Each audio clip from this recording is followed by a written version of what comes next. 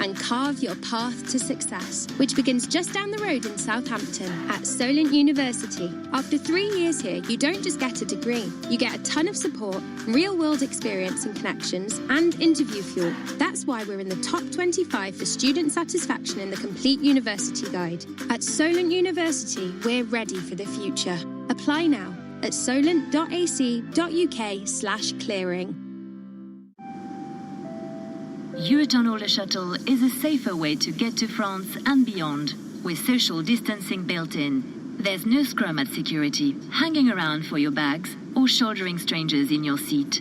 With Eurotunnel Le Shuttle, simply drive on at Folkestone and stay in your car, comfortably. Then drive off 35 minutes later. Stay safe. Go Tunnel, Eurotunnel Le Shuttle, a safer way to France and beyond. So, you've been holed up for a while. Not in here! The place has got a little, let's say, lived in. At Wix, we'll create your dream kitchen or bathroom from design to show off ready. And to keep everything safe, you can book a free virtual design appointment. Plus, now there's up to 50% off showroom kitchen units.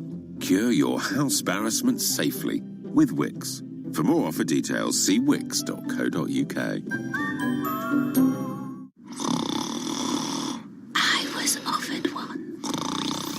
I was offered one. Were you? Yeah, I was offered one too. 1212. I was offered one. I was offered one. Don't take our word for it. 9 out of 10 people said they were offered a great value deal with O2. Get yours today, in-store, online or by phone. I was offered one too. O2 Retail Exit Survey 309 of 348 agreed with the statement. O2 offered me a great value deal. For full verification, see o2.co.uk/terms. Decision makers to a network of news and financial information 24 hours a day. Powered by more than 2,700 journalists and analysts in more than 120 countries. This is Bloomberg Radio. Now, a global news update. Coronavirus forces at least 27 states to roll back plans to reopen in the wake of the surge. The nation's top infectious disease expert says the rise is likely linked to the lifting of restrictions in those states. Individuals, mostly young people, were seen at bars, congregated in crowded places, many of them without masks, which really adds fuel to the fire. And is calling on America's youth to do better. It may not matter to you, because you probably are not going to get any symptoms. But the chances are you're going to infect someone who then will infect someone who then will be a vulnerable person who could get sick, who could get hospitalized, who could even die. In Washington, I'm Nadia Romero. Political newcomer Tommy Tuberville has won the Republican Party's nomination for the U.S. Senate seat from Alabama, beating out former U.S. Attorney General Jeff Sessions. I'm John Trout. Pandemic information is coming at you so quickly, it's hard to react, never mind plan. How bad do you think it's going to get? How much more cutting do you need to do? Here's help. Bloomberg Markets, weekday mornings at 10 Eastern on Bloomberg Radio. Markets, headlines, and breaking news 24 hours a day at Bloomberg.com, the Bloomberg Business app, and at Bloomberg Quick Take. This is a Bloomberg Business Flash. And I'm Karen Moscow. United Health Group posting a surge in profit during the second quarter, a period in which many Americans steered clear of hospitals and doctors' offices to avoid contracting COVID-19. U.S. Bancorp out with second quarter earnings that beat analyst estimates.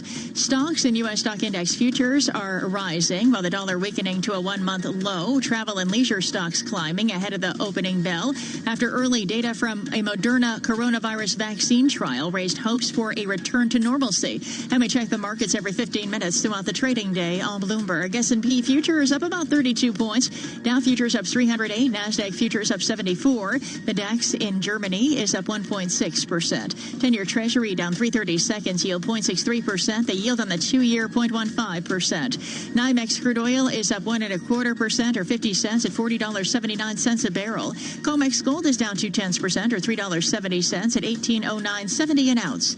The euro 1.143 against against the dollar. The British pound is at 1.2633 and the yen 106.89. And American Airlines shares up 7.6% in early trading. Carnival is up more than 6%. That's a Bloomberg Business Flash. Now here's Michael Barr with more on what's going on around the world. Michael. Karen, Senate Majority Leader Mitch McConnell says he'll begin to roll out details of the new COVID-19 relief package to senators as soon as next week. McConnell suggests the measure will include new funding for school reopenings, some unemployment benefits, and money for health care providers. Joe Biden says he's preparing to narrow the field of vice presidential hopefuls to a smaller group of finalists who he'll interview. The former vice president has committed to picking a woman as his running mate. Global news 24 hours a day on air and on Bloomberg Quick Take, powered by more than 2,700 journalists and analysts in more than 120 countries. I'm Michael Barr. This is Bloomberg. Nathan. All right, Michael, thank you. We're live from the Bloomberg Interactive Broker Studios, where it's coming up to 6:49 on Wall Street. Time now to check what's going on in D.C. Some of the top stories from our nation's capital. Former Auburn football coach Tommy Tuberville defeats former Attorney General Jeff Sessions in the primary for Sessions' old Senate seat in Alabama. Joe Biden says he has narrowed his list of potential running mates. And Justice Ruth Bader Ginsburg is in the hospital with a possible infection. She could be there for the next few days. Also making news, President Trump orders an end to Hong Kong's special status and uses the announcement to go after Joe Biden. Bloomberg U.S. Politics editor Kathleen Hunter joins me now. Let's start with the policy on this announcement. Kate, where does this announcement in terms of Hong Kong's status put the U.S.-China relationship? It seems as though it had already been fraught. Can it get much worse? Well, I think that we are certainly in a pattern right now of kind of tit-for-tat escalation on both sides, with both Washington and Beijing, increasingly escalating their responses towards each other.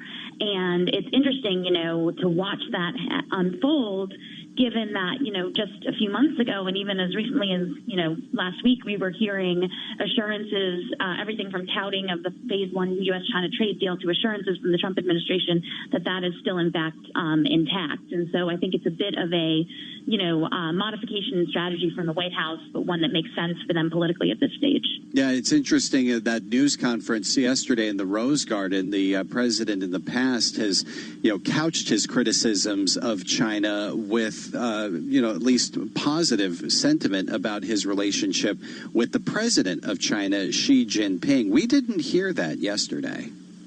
No, it was a bit of a different tone, and I think I kind of zeroed in on the same thing, Nathan, and noticing that, quite often, as you noted in the past, we've heard Trump tout his relationship with Xi. We didn't really hear that same sort of sentiment yesterday, and I think that it reflects the fact that Trump, in his campaign, as he's only a few months out from Election Day, is really focusing his rhetoric on the hard line that he claims he's taking against China, and trying to emphasize that, and to paint a contrast between himself and Joe Biden, his Democratic opponent, who he claims, as has essentially kowtowed to China through his career. Well, painting a contrast to Biden seems to be really what the president was focusing on yesterday. I mean, he spent almost an hour criticizing his presumptive Democratic nominee in a setting that, past presidents have really tried to steer clear of using for political purposes.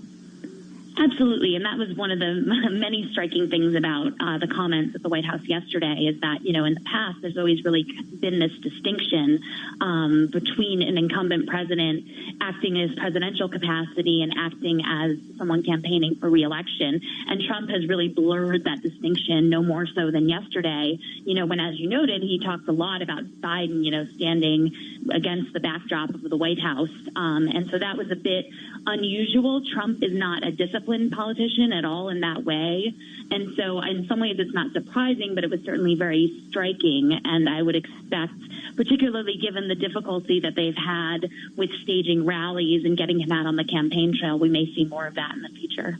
Well, how is the Biden campaign responding, not just to the optics of this, but the substantive criticism that we heard from the president? Well, we did see Joe Biden yesterday roll out his own clean energy and infrastructure plans. One of the big criticisms we heard from Trump yesterday was that Biden's record on, he talked about obviously a range of issues, but particularly on the issue of climate change and the Paris Climate Accord. He was very critical of Biden, for his past support of that. We all know that the Paris Climate Accord is something that the Trump administration drew the U.S. out of. And so that's an area where there is a lot of daylight between the candidates. And I think that if you're Joe Biden, you're going to emphasize, that you're going to emphasize that contrast as well and paint yourself as the person that is conscious of climate change, the person that's willing to do something about it, the person that's willing to engage in multilateral organizations and agreements in order to try to tackle that. And I think that for Biden and the type of voter that he's trying to appeal to, that will be a winning argument. Now, later today, the president will be heading to Georgia. I mean, this has become a really fascinating state in terms of the state of play for the presidential race as a battleground and as a focal point of the coronavirus response and the racial unrest we've seen over the last couple of months. Yeah, there are multi-layers of, interesting dynamics playing out in Georgia, as you just noted. And I think that Georgia, kind of taking a step back from the most recent developments, has going back, 8-10 years now, been a state where Democrats have really seen an ability to make inroads. It's obviously a southern state, a traditionally Republican state, has a Republican governor, but I think that it's one where they've for a couple cycles now had their eye on some Senate seats there, and also potentially on winning. It would be a big coup for them to win that in the presidential race. But I think there's a sense that Biden could at least give Trump a run for his money there. And perhaps he isn't really putting the attention that would be needed to do that in there. And so I think that's going to be part of the debate that's going on in Democratic circles, is where to focus the energy. And Georgia is going to be one of the states that's part of that discussion. Yeah, I was going to ask whether either campaign is starting to pour resources into that state in particular.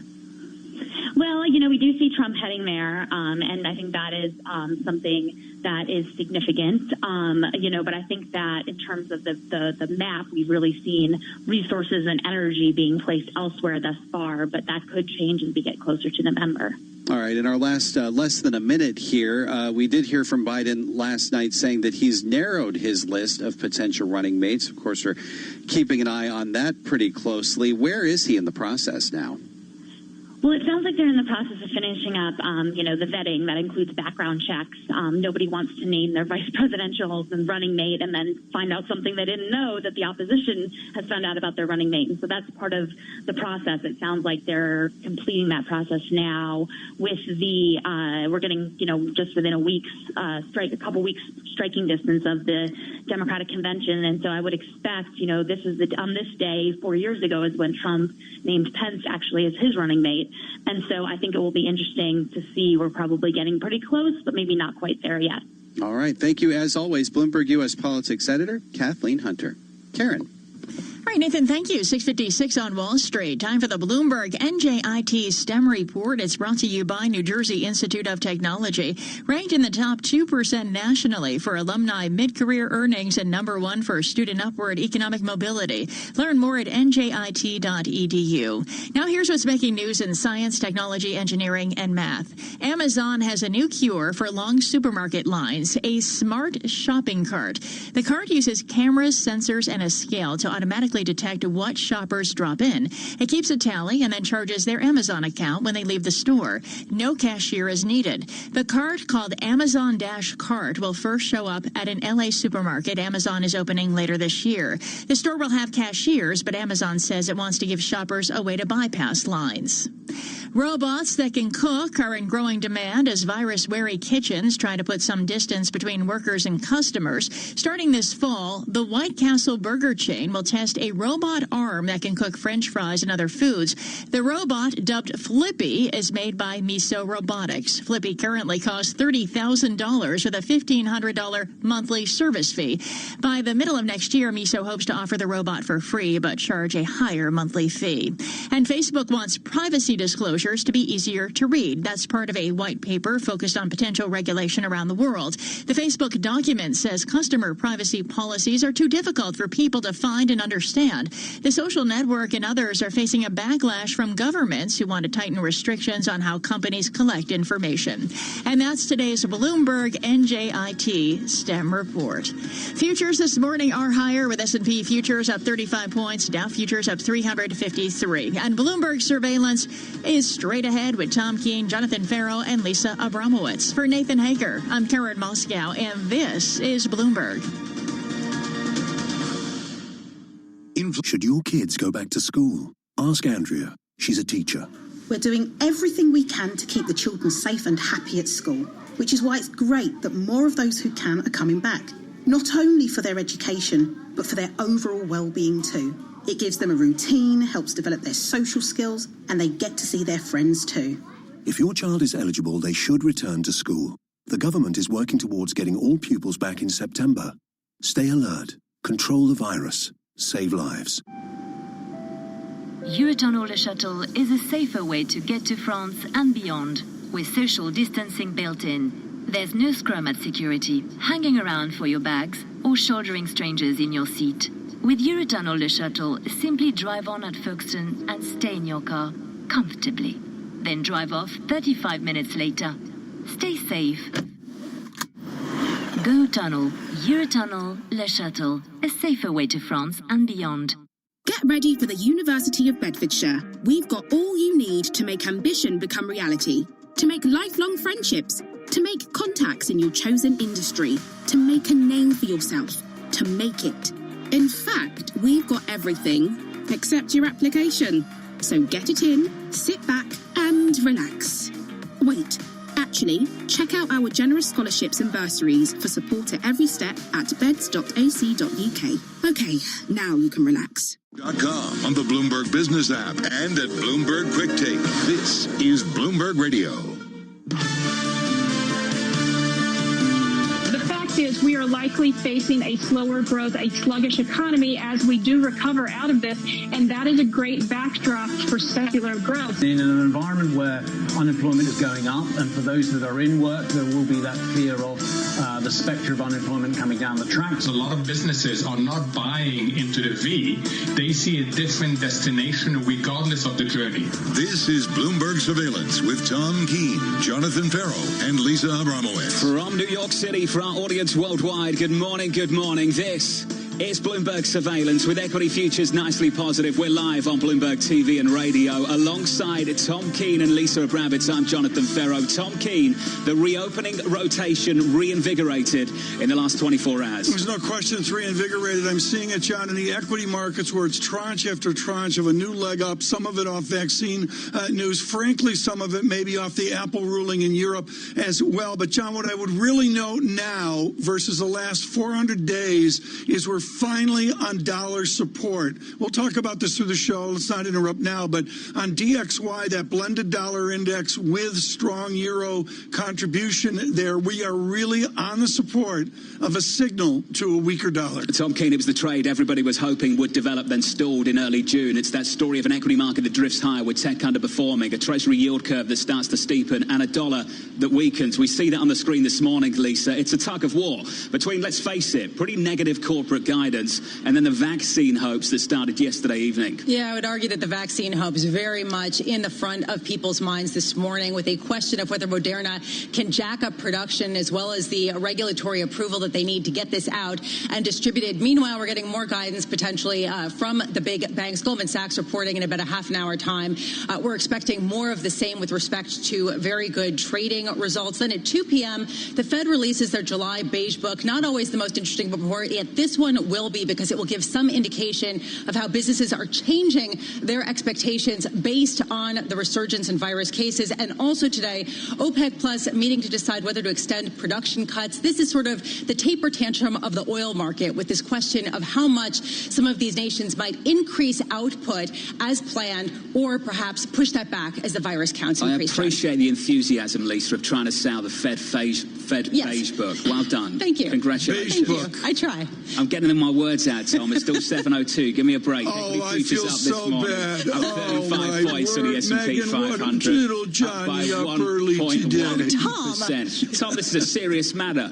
Let's get to it, shall we? Sam Fazeli of Bloomberg Intelligence joins us now. Sam, vaccine progress. In the last 24 hours, what have you heard? What's important? Good morning, everybody. So we've had data finally from Moderna. If you remember way back when, i.e. 30, 40 days ago, we had a press release from them and everybody criticized them for not really giving much data. Then they raised some money. Now they've given us the most data that any company has given us from human trials. So, and it looks like, as I've said several times, a small step forward.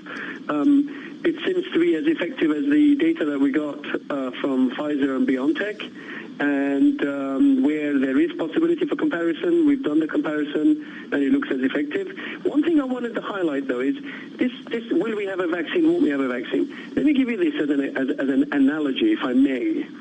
You're hungry. I give you a biscuit, or I give you a steak dinner. They are both food, but one's much more substantial than the other.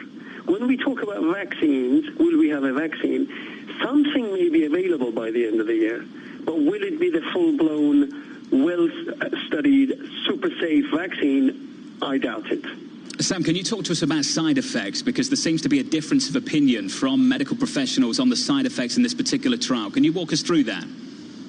Well, I've looked at the side effect profile in the trial. It looks similar to what we've seen from Pfizer. In fact, Pfizer had a signal that doesn't seem to have been mentioned here in terms of a reduction in white blood cell counts, which may have been just a one-off thing. But I don't see anything in here that's crazy.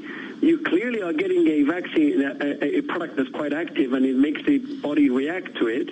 But I'm comparing it to the data that we got from the Chinese biotech company CanSino. And again, the safety profile appears similar. It's very tough to tell. It's only 45 patients. Sam Fazeli, a small case study, but some progress. Sam Fazeli there at Bloomberg Intelligence. Moderna this morning up by 17.7% in the pre-market. Tom Keene, we'll get the medical professionals on the program to talk about this particular trial, but pretty much everyone says the same thing continually. It is still early days. Early days and a real humility here. I thought Guy Johnson was wonderful in the last hour, John Farrow, talking about the different biochemistry, the cell physiology structures of these vaccines from, this RNA and that T cell and, the rest of the pro talk. You're right, John. We got to listen to the pros. I would suggest, John, there's more going on here than just vaccine. The Apple news out of Ireland and the EU, and also the bank earnings yesterday were a sigh of relief. Well, Tom, let's be clear about the bank earnings. The guidance that came from the C-suite, Lisa, was not optimistic at all. It was very, very conservative, and this market really shook it off. I've been describing this market as a glass half full market for the last month or so now. It seems to ignore and shake off the negative news, and it seems to embrace any signs of hope and optimism, Lisa, and maybe there's a message there. Yeah, well, just to give a sense, $28 billion was set aside for potential loan losses at the three big banks that reported yesterday, a record, and the reason why, they just don't know. This is an era of uncertainty like we've never seen before, John. Let's bring in Mona Mahajan, shall we? Alliance's Global Investors U.S. investment strategist. Great to have you with us, Mona. Just talk to us about that. Overwhelmingly, we had a bit of a reality check from the C-suite in America. How are you reacting to it? Yeah, great. Thanks for having me, John. Generally I'd say what we're seeing in earnings, and it's early days yet, is that estimates have come down dramatically. And so for Q2, consensus of negative 44%, we think reflects a little bit more reality. For the year, S&P earnings growth, negative 21% expectation. Keep in mind, just at the end of March, that expectation was for negative 4%. So downward revisions have come down quite a bit. We feel relatively comfortable with where we are for Q2. What we are watching more closely is what companies will say for Q3 and Q4, clearly. Over the last few weeks, we've experienced a bit of a pause, a bit of a rollback in the reopening. We don't think that's yet reflected in certainly in some of the economic metrics, but also from what we're hearing from companies as well. And we got a little taste of that yesterday with J.P. Morgan. They did roll back their GDP growth estimates and unemployment estimates for the end of the year as well. So look for a little bit more of that. how unloved is this market? I get Tesla and retail and all the, the immediate heat and that we're seeing. But Mona, how unloved is this market, or is everyone on board? Yeah, I'd say clearly over the last few weeks, we've certainly seen a shift to a more defensive market. Although we've seen technology clearly move upwards, to us, that's a bit of a defensive trade. So not only did we get the COVID stay-at-home winners rally over the last few weeks, we also saw clearly gold rally, treasury bonds rally, and, of course, even the dollar stabilized somewhat as a flight to safety. So it's really been a more flight to safety trade in our view over the last few weeks, as people are giving a little bit of pause, seeing what direction, of course, the health metrics go in the U.S. in particular. Mona, it's clear that this market is really a high in crowded trades, low in conviction. Is this a time to go with consensus, given the uncertainty that we have that's likely to prevail, or is it time to go against it, be contrarian, and be a little more aggressive in rotating into cyclicals? Yeah, generally speaking, we think the cyclical story will have another run. And the one we saw this, since mid-May to about mid-June, it lasted about 3.5 to 4 weeks. That's not the typical length of a true value cyclical rally. Usually you see 4, 6, sometimes even 12 months of outperformance. We don't think that comes until one of two things happens. One, we, of course, get not only a vaccine approved, but also a plan for manufacturing and distribution, a true kind of, all-encompassing solution. Or two, we get better health results overall. So some of these trends that we're seeing in the surge in cases in some of these states in the South really start to stabilize and reverse. Until one of those two happen, probably you're going to get periods of outperformance. We may see it even today as the Moderna news may support some of those, cyclical winners. But generally, a sustained rally may not happen until something like that truly changes. Mona, one key area of debate over the last several months is where you want to position yourself geographically to capture that cyclical move to the upside. Is it the United States? Is it Europe, Asia, EM, China? Where is it, Mona?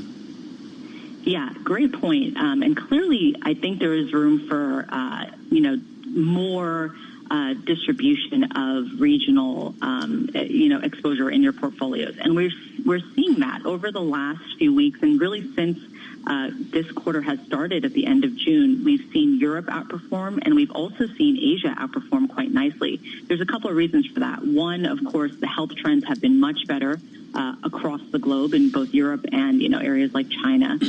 But two, for those that really want, on the one hand, the cyclical exposure, Europe has cyclical, tends to be a little bit more value cyclical oriented. It has exposure to areas like financials, energies, and industrials at better valuations.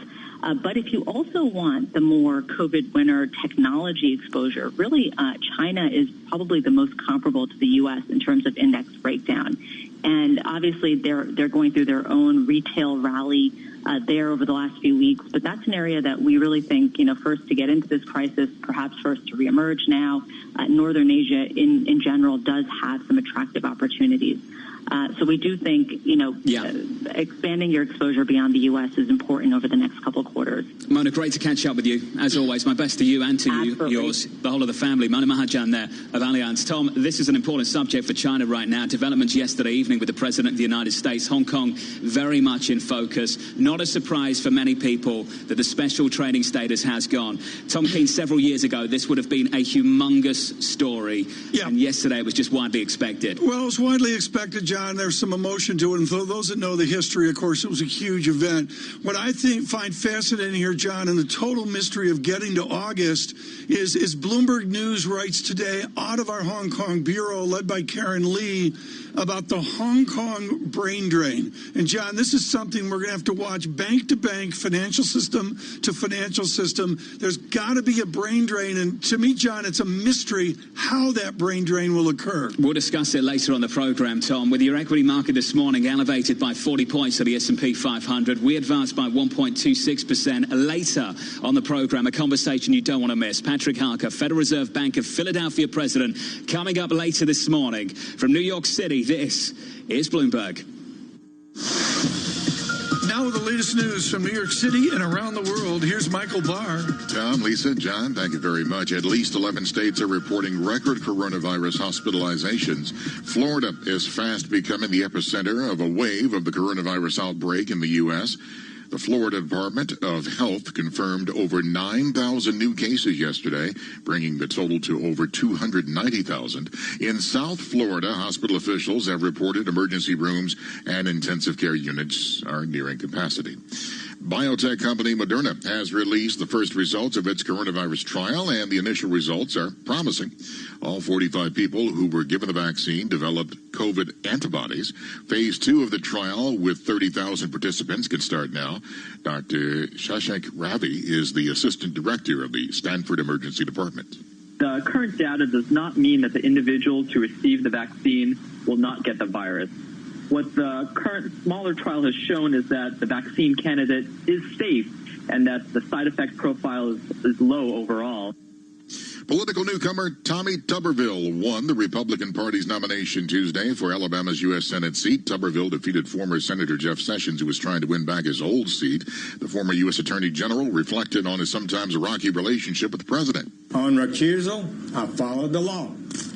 I did the right thing. And I saved the president's bacon in the process. Any other action to try to squelch an investigation in that environment would not have worked. It really would have been a catastrophe. Global news 24 hours a day on air and on Bloomberg Quick Take, powered by more than 2,700 journalists and analysts in more than 120 countries. I'm Michael Barr, and this is Bloomberg.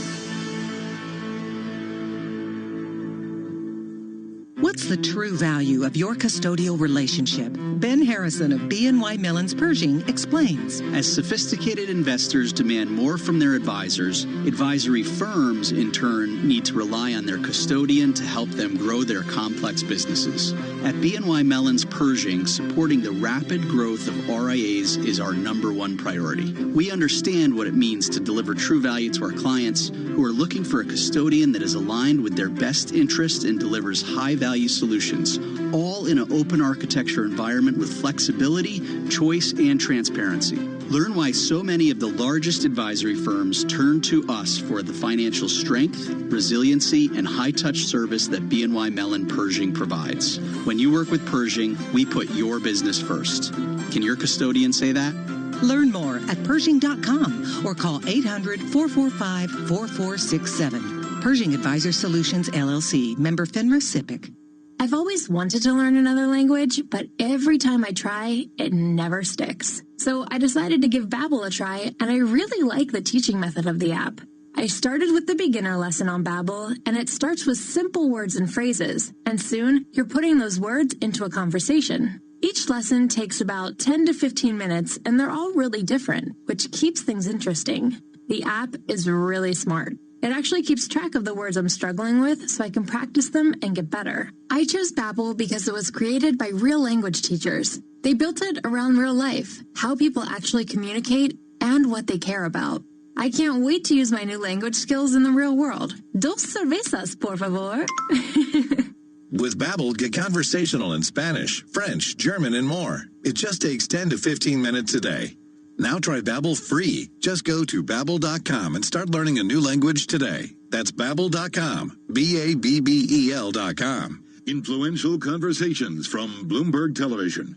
Millions of people in the UK struggle to put food on the table. Since 2018, Asda's donated £23 million to Fair Share and the Trussell Trust across the UK, which has helped more than 200,000 people. Please help us do more by donating to our Fight Hunger trolleys in store. Asda, we're all in this together. Fair Share and the Trussell Trust are registered charities. See asda.com/fight hunger. As we open things up again, how do we keep safe?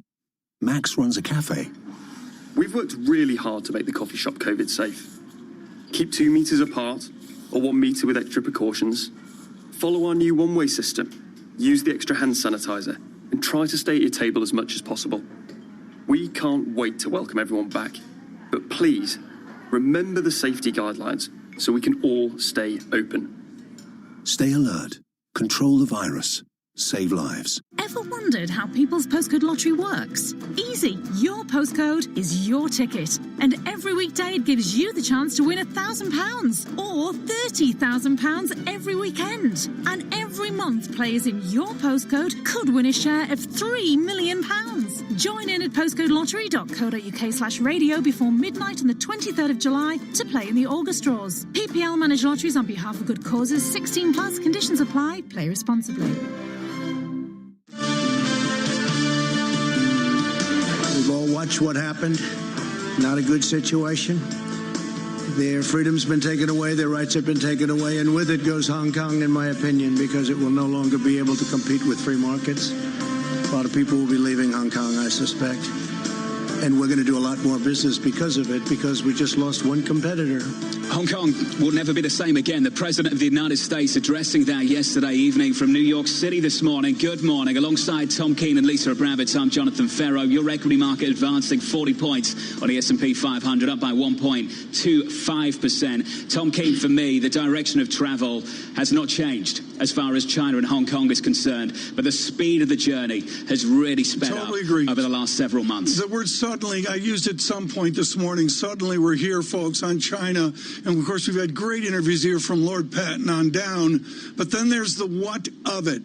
Daniel Tannenbaum is expert at what financial companies do given sanction, rules, and law changes. He's with Oliver Wyman after a distinguished career. He's got a fancy title of America's anti-financial crime leader, but mostly what he does is go into rooms and say, okay, here are your options. Dan Tannenbaum, what are the options for American banking as they sit 2 blocks from the Mandarin Hotel in Hong Kong?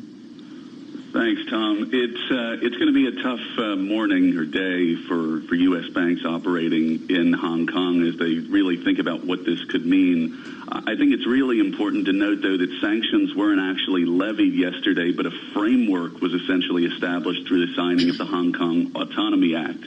But if these sanctions are put forth, like many think they could be, and these were very much a blunt instrument rather than a surgical use of sanctions in a very sensitive market, it would be nearly impossible for a U.S. bank to be able to comply with U.S. sanctions and Chinese law simultaneously. Well, Dan, this is the issue. I'm trying to understand the scale, the magnitude of the issue before us right now. And let's just think this out. Don't want to get you in trouble with any clients. Let's say there's a bank that starts with an H, ends with a C. They have a headquarters in London and a huge presence in Hong Kong. Let me see now. I'm thinking. Don't name any banks. Don't name any banks. We're trying to keep Dan out of trouble. Discreet. Dan, let's say that bank services a particular client that comes under these sanctions. What do they do? I mean, we've talked about this on the show before. I mean, realistically, they're going to have to pick which regulatory regime can end up hurting them the most. Now, I do think there's some cause for caution on all of this because, I mean, we're potentially a year away from actually seeing any real designations under this program. If you get into the nuts and bolts of what was signed yesterday, the administration have 90 days to identify targets worth designating. Then they have to inform Congress if any foreign banks carried out business with the aforementioned targets. And they have a year to do that. So you're talking potentially October of 2021 before you may begin to see any banking-related restrictions or more serious sanctions that get rolled out potentially. Dan, the sanctions haven't been levied yet. You made a point of that. And clearly, this is just amping up the arsenal that President Trump potentially could have. Can you give a sense of why now? Because initially, President Trump didn't have that strong of a reaction publicly to the incursions on Hong Kong's autonomy. And this came, according to some people, sort of suddenly. Well, I mean, it didn't. Let's remember what he signed yesterday. It was a very, very bipartisan piece of legislation passed in both the House and Senate that forced the president's hand. He was essentially given no choice in a veto-proof majority to sign the legislation that came across his desk. So Congress is the one that acted and forced the administration to do something. They signed something but haven't necessarily done anything yet. And I think the next step where the administration have to identify targets, that's the real sensitive piece here. But I don't think it was necessarily suddenly. It definitely was delayed for a few weeks. And I think the timing with the UK announcement yesterday of excluding a certain tech company from from involvement in their 5G market. This has been a bad week in terms of Western-China relations. To John's correct, delicate questioning of what a given bank would do, look, at the margin, this stops marginal Hong Kong growth for the financial system of the West. Where do they go when they move from stopping the marginal growth of headcount over to we've got to adjust at the margin or completely and exit Hong Kong? Where would you suggest they go to? This is still somewhat fresh, so I don't think there is a clear answer of where you'd go to. I know there's a lot of people in Singapore that are excited of what this could potentially mean for the further growth of Singapore as a financial services hub, which is potentially a logical move from a regulatory standpoint and otherwise. There's no clear answer. I don't think anyone is evacuating the Hong Kong market yet, and I think any moves in doing so could be viewed as premature depending on the business. But, this is what a lot of banks, similar to those that were looking at post-Brexit locations, had to do, may need to begin spinning up our plans. If this escalates, do we stay in Hong Kong or do we actually have to potentially move? I would point out, folks, the trip from Hong Kong to Singapore is almost 4 hours. You're on the plane and you're like, really? It's like literally New York to LA. It's a lot farther away than anybody imagines there. Dan, give us an update then on what your counsel would be to banks right now. I think it's keeping aware of what's happening. The one missed opportunity in all of this was the U.S., again, went it alone, set forth a unilateral sanctions package that there weren't other countries latching onto, which does make it harder as you have these more significant business decisions that have to be made.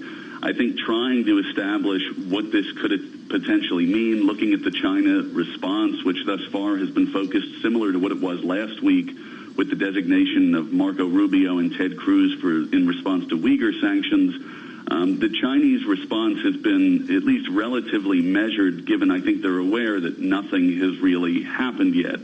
But companies need to begin to prepare to understand how they can operate in both markets without, completely running afoul of the other side. And there aren't any clear answers yet, given, everyone's still decomposing this executive order and the Autonomy Act and what it could potentially mean. Well, Dan, you've nailed it. I think the era of sitting on the fence for many of these companies who want their hand in both regions without really coming out and saying what they think about the situation, that's over, isn't it?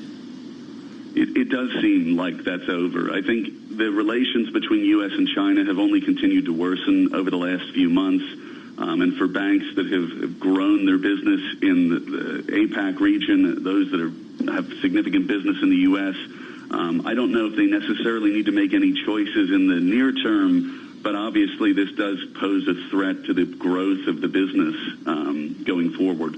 Dan Tannenbaum, great to catch up with you, sir. Oliver Wyman, partner and America's anti-financial crimes head, joining us on the latest out of Hong Kong. Guys, I want to bring you the latest from Goldman Sachs. Second quarter fixed sales and trading revenue coming out with a nice upside surprise here. $4.24 billion, the estimate $2.64. That's the fixed side of the business. Let me get you equity sales and trading revenue. That comes in at $2.94 billion, the estimate $2.15 billion. We got a decent steer on this in the last 24 hours. The capital markets side of these big banks has done really well. That meant for Goldman Sachs one thing, they were going to do really well. The expectations were already there. Looking in the market right now, in the pre-market, we're up by around about 2 percentage points at 218.50, Lisa.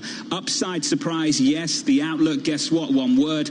Uncertain. The CEO of Goldman Sachs saying the economic outlook remains uncertain. Lisa Abramowitz, how many times did we hear that yesterday from Citi, from Wells Fargo, from JP Morgan, from Diamond, from Corbett, and now from Salomon? Yeah, the story is pretty clear. Banks are in a good spot, with the exception perhaps of Wells Fargo, which had a bit of a disappointment. But with the investment banking revenue, just to bring you this, for the second quarter coming out $2.7 billion versus the estimate of $1.8 billion.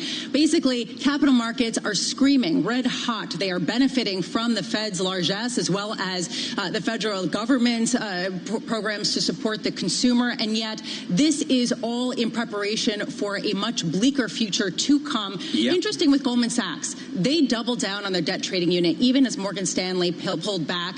This quarter, they crushed it. The question is, how long, John, can this go on in such an uncertain environment? So, Tom, it looks like a beat across the board here for the investment bank, for fixed sales and trading, and for equity sales and trading as well. There's no question about it. I looked at two numbers. 11% shareholder equity is really a stunning non-big bank number. I don't know why they want to give that up and be like J.P. Morgan. The other thing I look at is the growth of this consumer banking experiment, John. And, you know, it's a big, nice pop number, but you really wonder where that is in 5 years. All in all, though, you know, I would again emphasize the difference of Goldman Sachs, John, versus the major banks. Oh, quite clearly, Tom. This is much, much more focused on a capital markets business. And at a moment like this, a really delicate moment, it's a bank trying to build out a consumer business as well. Tom, that's a difficult task given what the consumer business looks like elsewhere. Mr. Solomon will face the sell side today and institutional investors. They've got lots of doubts and questions. Joining us are Sonali Basak right now on the challenges forward for Mr. Solomon. Sonali, I want to go to the emotion of the day for David Solomon. Mm-hmm. He's got to justify, I want to be a big bank. I want to be different than the Goldman Sachs of 10 years ago. How does he execute that today? Well, the consumer deposits were up by $20 billion. He's going to tell you that by starting digital, he has an advantage by starting from the ground up. Listen, Goldman Sachs is not going to become a JP Morgan overnight. A lot of this is to lower their cost of funding. And you're right that return on equity is pretty good given all things considered. Do they keep that up in a volatile environment? That fixed income trading number was up 83% compared to JP Morgan 99%. Right. That's a rat race. There is a heritage, Sonali, of Goldman Sachs, and of course it's poignant today with Roger Altman becoming senior chairman at Evercore, joining Mr. Schlosstein will be that magical Goldman Sachs name. John Weinberg elevated at Evercore. There's a Weinberg family of Goldman Sachs that spans our lifetimes. Is this the same Goldman Sachs that the Weinbergs built? No, it's definitely a different Goldman Sachs. The only part of it that remains the same is that core investment banking business, that relationship business. The idea that M&A is going to slow down and this underwriting might slow down into the end of the year is a hard thing for Goldman Sachs because investment banking is still very much at the heart of it. Evercore itself did say at the beginning of this year that hard times are ahead. Its stock is taking a hit as well. It cut staff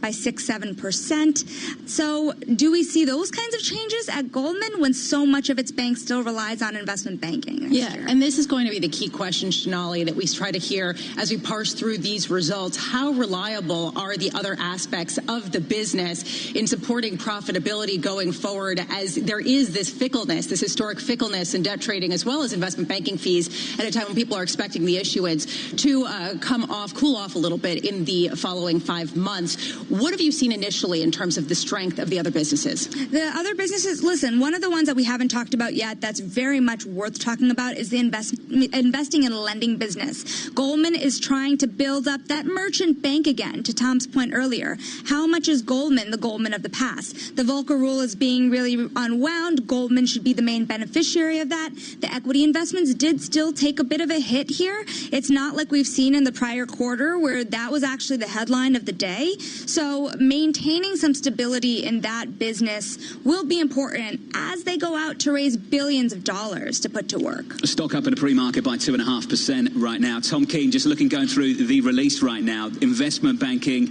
generating record quarterly net revenues. The word record coming up repeatedly here. Record quarterly net revenues in both equity and debt underwriting as well. But to Lisa's point, to repeat the act in the next quarter, the quarter after that is going to be really, really difficult. And to summarize, Tom, listening to the C-suite from Citi, from Wells, from JP Morgan, from Goldman, the next few quarters are still going to be difficult. There was a sense coming into this that maybe the second quarter was the worst of it. Everything was behind us. We had a better future in front of us. I think we come out of this earnings season already getting our hands around the idea that it's going to be complex for the foreseeable future. But, John, remember, what was it, 3 years ago, 4 years ago, we had 6 CEOs line up with their right hands up in front of Congress. I mean, this performance is great. but it was all due to the fiscal and Federal Reserve bailout during this pandemic. And I really wonder how the industry manages the message to Washington, given what we seem to see coming, an economic slowdown and contraction. Shanali, you can already hear it from the banks. They're saying we're part of the solution, we're not part of the problem this time around. But I think you'd be hard-pushed to turn away from this, to Tom's point, and say that it wasn't down to the Fed and fiscal authorities. It definitely was. The last couple of quarters, these banks benefited hugely from the unprecedented moves we had from fiscal authorities, which supported the loan book, and from monetary policy authorities as well, which quite clearly supported the debt underwriting. Listen, the banks have been pretty honest about that the first part of the year was really propped up by the government stimulus and the Fed's actions, and that debt underwriting has to slow because of that. I would love to see, John, you and I are talking to James Gorman tomorrow, how he's going to answer that question in terms of what they need the government to do next. At the beginning of this crisis, Wall Street and Washington had a very symbiotic relationship. You remember all the bank CEOs and Ken Griffin down in Washington with Donald Trump, FaceTiming, I guess, with Donald Trump at the beginning of the crisis. But, that relationship has started to sever as things get rougher. So keeping the peace between Wall Street and Washington will be something to watch. Shanali, thank you. Beat across the board here for Goldman Sachs. The numbers out just moments ago. The stock up by a little more than 3% in the pre-market. Tom Keene for equity futures. We drift a little bit more higher, heading north on the S&P 500, up by 42 points on the S&P. We advance, Tom, by 1.3%. Well, John, I'm looking for an entry point, and I can't find it right now. Dow up 450 points. Folks, we're going to get a Dow print of 27,000 here in about 2 cups of coffee as well. The VIX 28.26. We welcome all of you on Bloomberg Radio and Bloomberg Television. It is Bloomberg Surveillance, and what we do is conversation from the emotion and indeed the character of Wall Street with Shanali Basak. Now we look at the financials with the wonderful Allison Williams of Bloomberg Intelligence. Allison, I'm going to cut to the summary first. Why in God's name does Goldman Sachs want to be a big bank when they seem so successful with their heritage and what they're doing right now? Well, you say that this quarter, right? But a year ago, a lot of critics would be out there saying this model doesn't work, et cetera, et cetera. I think the bottom line is, this is a cyclical business. It's a good business. And at times like this quarter and today, it really shines. But I think Goldman wants to add some diversity to their business. They have some opportunities where they feel they have a competitive advantage. One of those businesses is the transaction banking businesses. We think that makes a lot of sense for them. Consumer is a little different. But I'm also going to cut to the chase on the bottom line of today's earnings. To me, the number one number, a CET1 ratio, their capital ratio at 13.6%. They have a new hurdle that came out in June of 13.7%. Last quarter, they were well below that hurdle, and that raised some concerns around the dividend. And I think this number today is going to give a lot of comfort. And even though we talk about trading being unsustainable, it's a huge blowout quarter, but what does that mean for next quarter? What that means is that they were able to build up their capital to get this ratio close to in line, and that should take away some of the dividend fear. Allison, when you talk about building up capital, I'm thinking the almost $30 billion set aside by 4 of the biggest U.S. banks to cover potential credit losses going forward. Is this a conservative approach from the banks? Is this likely to be vastly more than they need? Or is this a sign of just how bad they expect things to get? I think time will tell, right? If this is a conservative number or if it does reflect the very bad economy. But I think it's a combination of both. I think, the one positive thing this time around is that, again, they're making all this money in trading. They have the money to sort of set aside and still turn a profit at some of the bigger banks. Wells Fargo is a little bit of a different story. But they're in the capital position to set aside and be conservative, and that's what you would want from the banks. You were talking earlier about, the CEOs pointing out the uncertainty. We think that's prudent. I mean, who does know at this point? But I think the fact that they're preparing for the very bad scenario gives you, at a minimum, a cushion. So time will tell if it's the peak. but if anything, we're at about half the rate. In just 2 quarters, we've gotten to about half the stress loss rate. One other thing I'll point out, a litigation accrual at Goldman, $945 million. The 1 MDV risk is another thing I think investors want to see Goldman, and I'm sure they want to see get behind them, and that could show some progress there. Futures advance up 43, Dow futures up 490 as well. Alison Williams, you and I remember when the way you measured your success on Wall Street was taking off all of August. Those days are gone. I mean, everybody's working from home 24/7. Where does banking go from here? Do you expect a massive roll-up, including efficiencies involving thousands of jobs? How do they get to bonus season in February given expense control? On the expense side of things and on the digital side, as you allude to, it has been sort of a lengthy progress. And there is a lot of talk about sort of digital accelerating these things. Yeah. What we've heard from some management is really just, it's not necessarily a step change, but you obviously are getting a lot more activity. And I think you are going to continue to see the kind of things like we see at Bank of America where, they're not necessarily closing all their branches, but they're transitioning branches. And they're not getting, eliminating all employees, but they're transferring the makeup of that workforce to less back office, more sales, more front-facing, where they can hopefully bring in more revenue. Live on Bloomberg Radio and Bloomberg TV with Alison Williams of Bloomberg Intelligence just after Goldman Sachs delivers a tiny beat across the board. The stock up by 3.9% in the pre-market. Alison, we had Bank of America put out the fund manager survey in the last 24 hours, and it delivered 74% of respondents saying long U.S. stocks are the most crowded trade. We're trying to understand what flips that back towards the more cyclical parts of this market, including the financials. How under-owned are some of these names, Alison?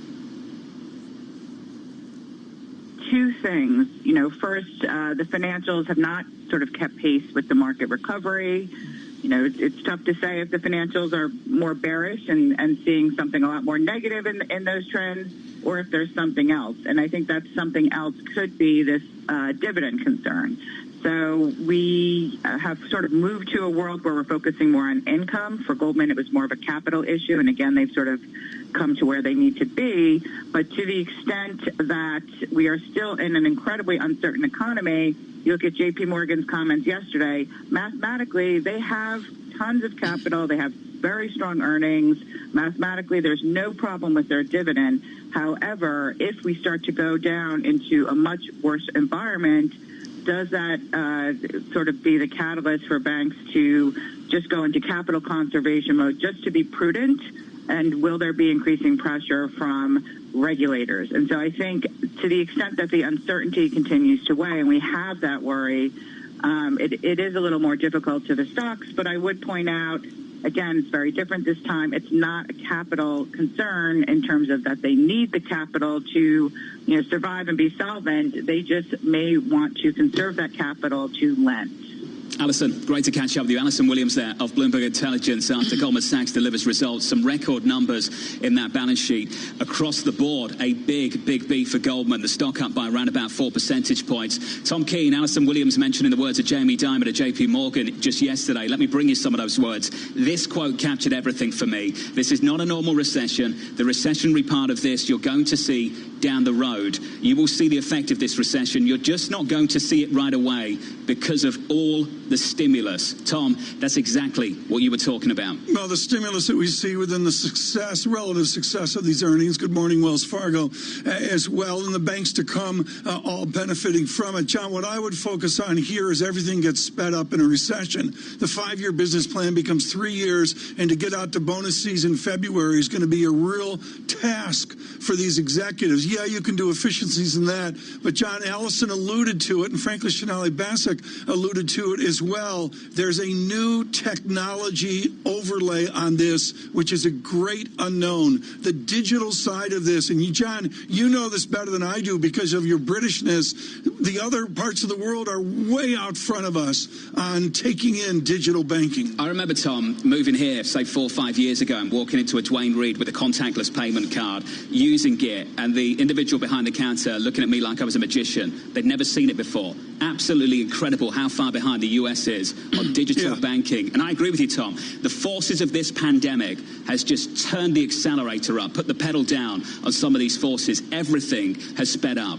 You know, absolutely. Futures up 40, John. Dow futures up 473. We're seeing the VIX come in a stick as well. John, it's going to be really interesting to see as we go through this trading day, do we have that tech lag that we've seen the last couple days? With the banks, frankly, we may get a broader lift to the market as, we saw weeks ago. Certainly got a feel of that this morning, Tom. Equity futures up 40 on the S&P 500. We advanced by 1.26%. Goldman Sachs up in the pre-market by 4 percentage points. This market is doing better. Is the rotation back on? We'll ask that question to Jared Woodard of Bank of America. That is next. Heard on Bloomberg Radio, seen on Bloomberg TV. This is Bloomberg Surveillance. Now with the latest news from New York City and around the world, here's Michael Barr. Tom, Lisa, John, thank you very much. More than 50 Florida hospitals are at ICU capacity as the coronavirus spreads there. Florida is fast becoming the epicenter of a wave of the coronavirus outbreak in the U.S. The Florida Department of Health confirmed over 9,000 new cases yesterday, bringing the total to over 290,000 in that state. Mary Trump, the president's niece, is on the talk show circuit. She is out with her new tell-all book on Donald Trump. She sat down with ABC's Good Morning America. Mary Trump says she visited the Oval Office 3 months after the inauguration. He'd never been in a situation before where he wasn't entirely protected from criticism or accountability or things like that. And I just remember thinking, he seems tired. He seems like this is not what he signed up for, if he even knows what he signed up for. The White House says the book is full of falsehoods, adding that Mary and the book's publisher, quote, may claim to be acting in the public's interest, but the book is clearly in the author's own financial self-interest. Former U.S. Attorney General Jeff Sessions has lost the Republican nomination for his old Senate seat in Alabama to former Auburn football coach Tommy Tuberville. He won about 60% of the vote. Tuberville now faces incumbent Democratic Senator Doug Jones in the fall.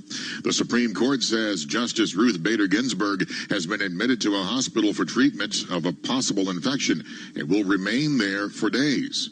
The court said in a statement that the 87-year-old Ginsburg went to a hospital in Washington on Monday evening after experiencing fever and chills. Global news 24 hours a day, on air and on Bloomberg Quick Take, powered by more than 2,700 journalists and analysts in more than 120 countries. I'm Michael Barr, and this is Bloomberg. With the Bloomberg Business of Sports Report, I'm Michael Barr.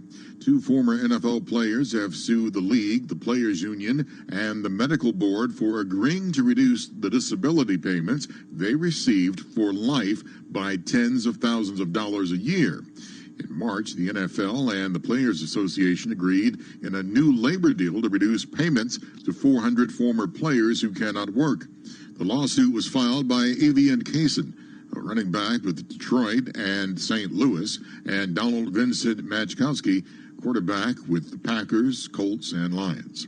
The next 4 PGA events will be held without spectators. The organizers of tournaments said that they would close their events to the public. The Chicago Marathon has been canceled due to the coronavirus pandemic. That leaves the London Marathon as the only possible remaining race this year of the world major marathons. With a Bloomberg Business of Sports report, I'm Michael Barr. Asset managers who seize change to launch new strategies, add distribution channels, or exploit new technology to re-engineer the investor experience are often rewarded. However, in an industry paralyzed with complexity, few act with agility or decisively. Few run their businesses strategically. Yet the most competitive managers in the market know with the right partner and a flexible operating system, you can. Go boldly toward change with SEI Investment Manager Services. Determination and operational strength are both essential factors for growth in asset management. I'm Steve Meyer, President and Head of SEI's Investment Manager Services Division. We know that disruptive forces create opportunities around the world. If you see potential in change, our industry specialists will maximize SEI's integrated platform of data and risk management, global investment operations, compliance support, and investor services to position your asset management business for success. Come grow with us. With SEI Investment Manager Services, you lead the charge in a competitive marketplace. Learn more at SEIC.com/seize change. Global news 24 hours. How do we control coronavirus now? Listen to Steph. She's a bus driver. Now that people are using public transport again, we really need to make sure that we keep each other safe. Passengers need to stay 2 metres apart. If that's not possible, make it at least 1 metre. I want to see everyone wearing face coverings over their mouth and nose unless you've got a good reason not to. And when you get to where you're going, you need to wash your hands. We've still got to play our part. Stay alert. Control the virus. Save lives. Decisions. Clearing. Isn't it great? So much choice. But hey, listening to me on your desktop isn't getting anything done. You need to take this Wednesday afternoon by the scruff of the neck. Ignore this gloomy weather and carve your path to success, which begins just down the road in Southampton at Solent University. After 3 years here, you don't just get a degree. You get a ton of support, real-world experience and connections, and interview fuel. That's why we're in the top 25 for student satisfaction in the Complete University Guide. At Solent University, we're ready for the future. Apply now at solent.ac.uk/clearing. From all of us at Thames Water, thank you for supporting our key workers. As the weather warms up, demand for our water is growing, so we need your help more than ever. From taking shorter showers to turning off your sprinklers, you can make every drop count, inside and outside your home, to keep taps flowing in your community. Just don't forget to keep washing your hands regularly in line with government advice. Be an H2O hero. Find out how at thameswater.co.uk/watersmart. This tension between the U.S. and China is real. It's not going away. As long as it doesn't explode, I do think it's investable for U.S. investors. David Bianco of DWS Americas there on the situation between China and the United States of America from New York City this morning. Good morning. Your equity market shaping up as follows. A real lift on the S&P 500, driven by some decent gains off the back of Goldman, up by 4% there for Goldman Sachs at a pre-market. Your equity market as follows, up 42 on the S&P 500. One key question heard worldwide in financial markets is the rotation back on. The curve is steeper, yields are higher, up 2 basis points on a 10-year top to 0.64%. And there's your 114 handle today on euro dollar, 114.42. Tom, this is the story. Dollar weaker, curve steeper, underperformance for U.S. tech. Will that continue? Yeah, no question about it. I'm watching DXY again, folks, sitting on support to say the least. Right now is a really, really important conversation because I fail every day, as does financial media, to pay attention to the buy side. We're in love with the romance of buy, hold, sell, and the sell side. We like to talk about CEOs and all that, and we never give enough cred to the boring institutional money that's out there doing our retirements, doing our institutional charitable foundations. Bank of America has a franchise in research of trying to figure out the pulse of the buy side. John, at any time, this is an important conversation, and I would say in the history of Bank of America's research, there's never been a more important time in this pandemic than to figure out what the people scared stiff about the actuarial assumption are thinking. Happy to say we can bring Jared Woodard in now, Bank of America Securities Head of a Research Investment Committee. Jared, always great to catch up with you, sir. Just how underowned is that cyclical part of the market, and what will it take to get a durable rotation, one that lasts longer than 24 hours? Yeah, no, it's look, the big cyclical assets, the Europe, the value stocks, the financials. These are some of the most hated assets in the world. You have everyone crowded into essentially just one trade, which is tech. And our contention is that on the one hand, it's not quite as dangerous at this moment to own tech as it might seem. For one thing, a lot of these stocks turn out to be quite more defensive than history would suggest. But at the same time, we do see one big risk to the very crowded positioning that everyone has in place, and that's the risk of a genuine economic rebound. Not just a return to form of the kind of secular stagnation, slow growth, low inflation, but in the instance of a genuine economic uplift, caused maybe a huge surge in research and development, huge surge in corporate capex, the kind of things that can really boost productivity. If you get that kind of macro environment, something we've been writing about in recent months, then that would be a big risk to the crowded trade that everyone has in place. Jared, you've got a wonderful double degree, philosophy and theology. I want you to go all Voltaire on me right now and explain to me the panic in the institutional buy side over where the actuarial assumption is going. The math doesn't work. It does, and it is an existential risk. Maybe we talk about Heidegger and Sartre for a minute, but the math doesn't work in the long term. I think that's why people are increasingly pushing out of treasuries, out of duration, into more equity-like investments, into parts of the credit market that have a little more risk in them, because the bottom line, they have to get some yield somewhere. That's a big theme for us lately, where you can go when yields are low. And I think the good news is that the support from the Fed, the support from fiscal authorities, has made some of those asset classes a little bit safer than they were. And you can buy alongside. We can talk about moral hazard. We can talk about long-term solvency issues out on the horizon. But I think for the moment, what we're seeing from a lot of investors, both in terms of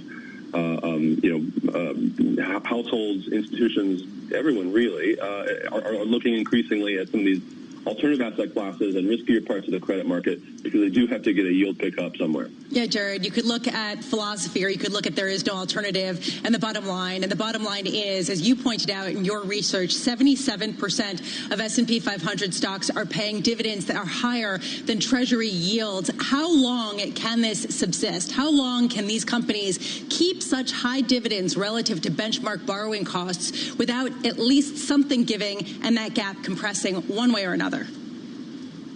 Well, historically, that gap has fallen when economic conditions recover, and I think that's a function, actually, more of Treasury yields rising than of dividends falling. That's certainly happened in the last 3 or 4 big economic cycles. You saw that ratio decline, but we think that one wrinkle in the story today is that it does seem really difficult to imagine how Treasury yields could rise sharply, if for no other reason than because everyone expects the Fed to join other central banks in yield curve control. Maybe a little bit later rather than sooner. But if it's not, if it's not the yields rising, it's the other thing. It's the prospect of increasing central bank issuance.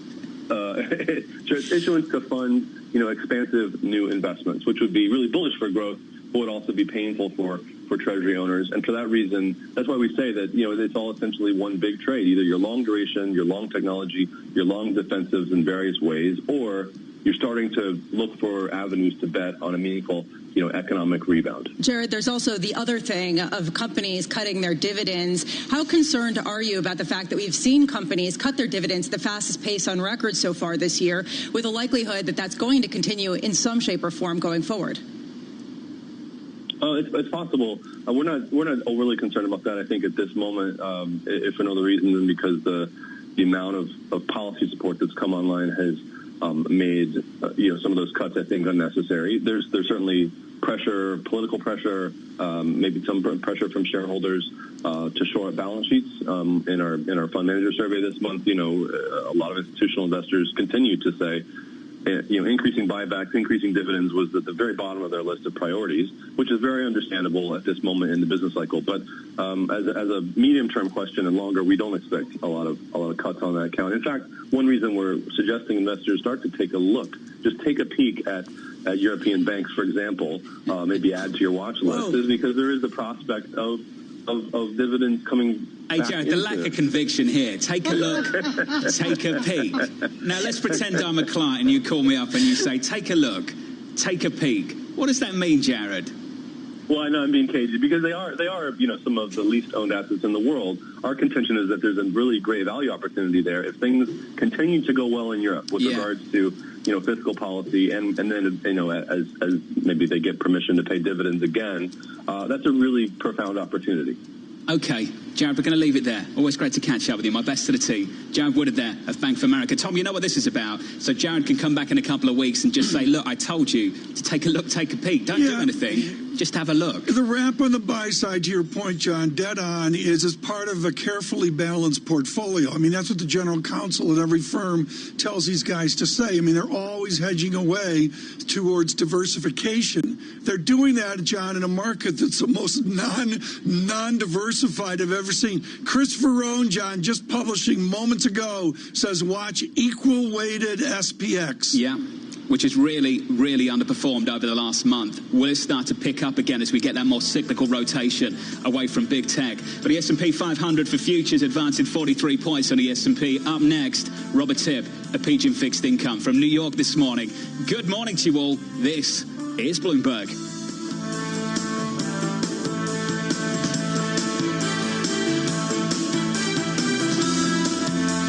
The following is a message from PGIM. So I often struggled at school. Once, when we had a maths test, I looked around the room and everyone was just doing it. And I couldn't, and I began to cry. But my teacher came over and said, it might look like one big problem, but it's just a handful of small ones, and you can deal with that. I hear her voice in my head for every problem I face to this day. Teaching. Every lesson shapes a life.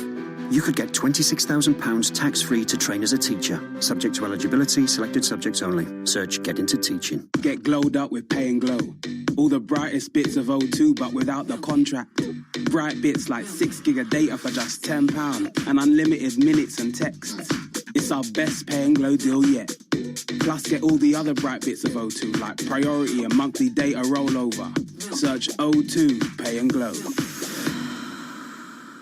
£10 minimum top-up, expiry 1 month. Europe Zone data only, priority 16+. Eligibility and terms apply. See o2.co.uk/terms. Mike's mother of all marinades. I love my homemade barbecue marinades.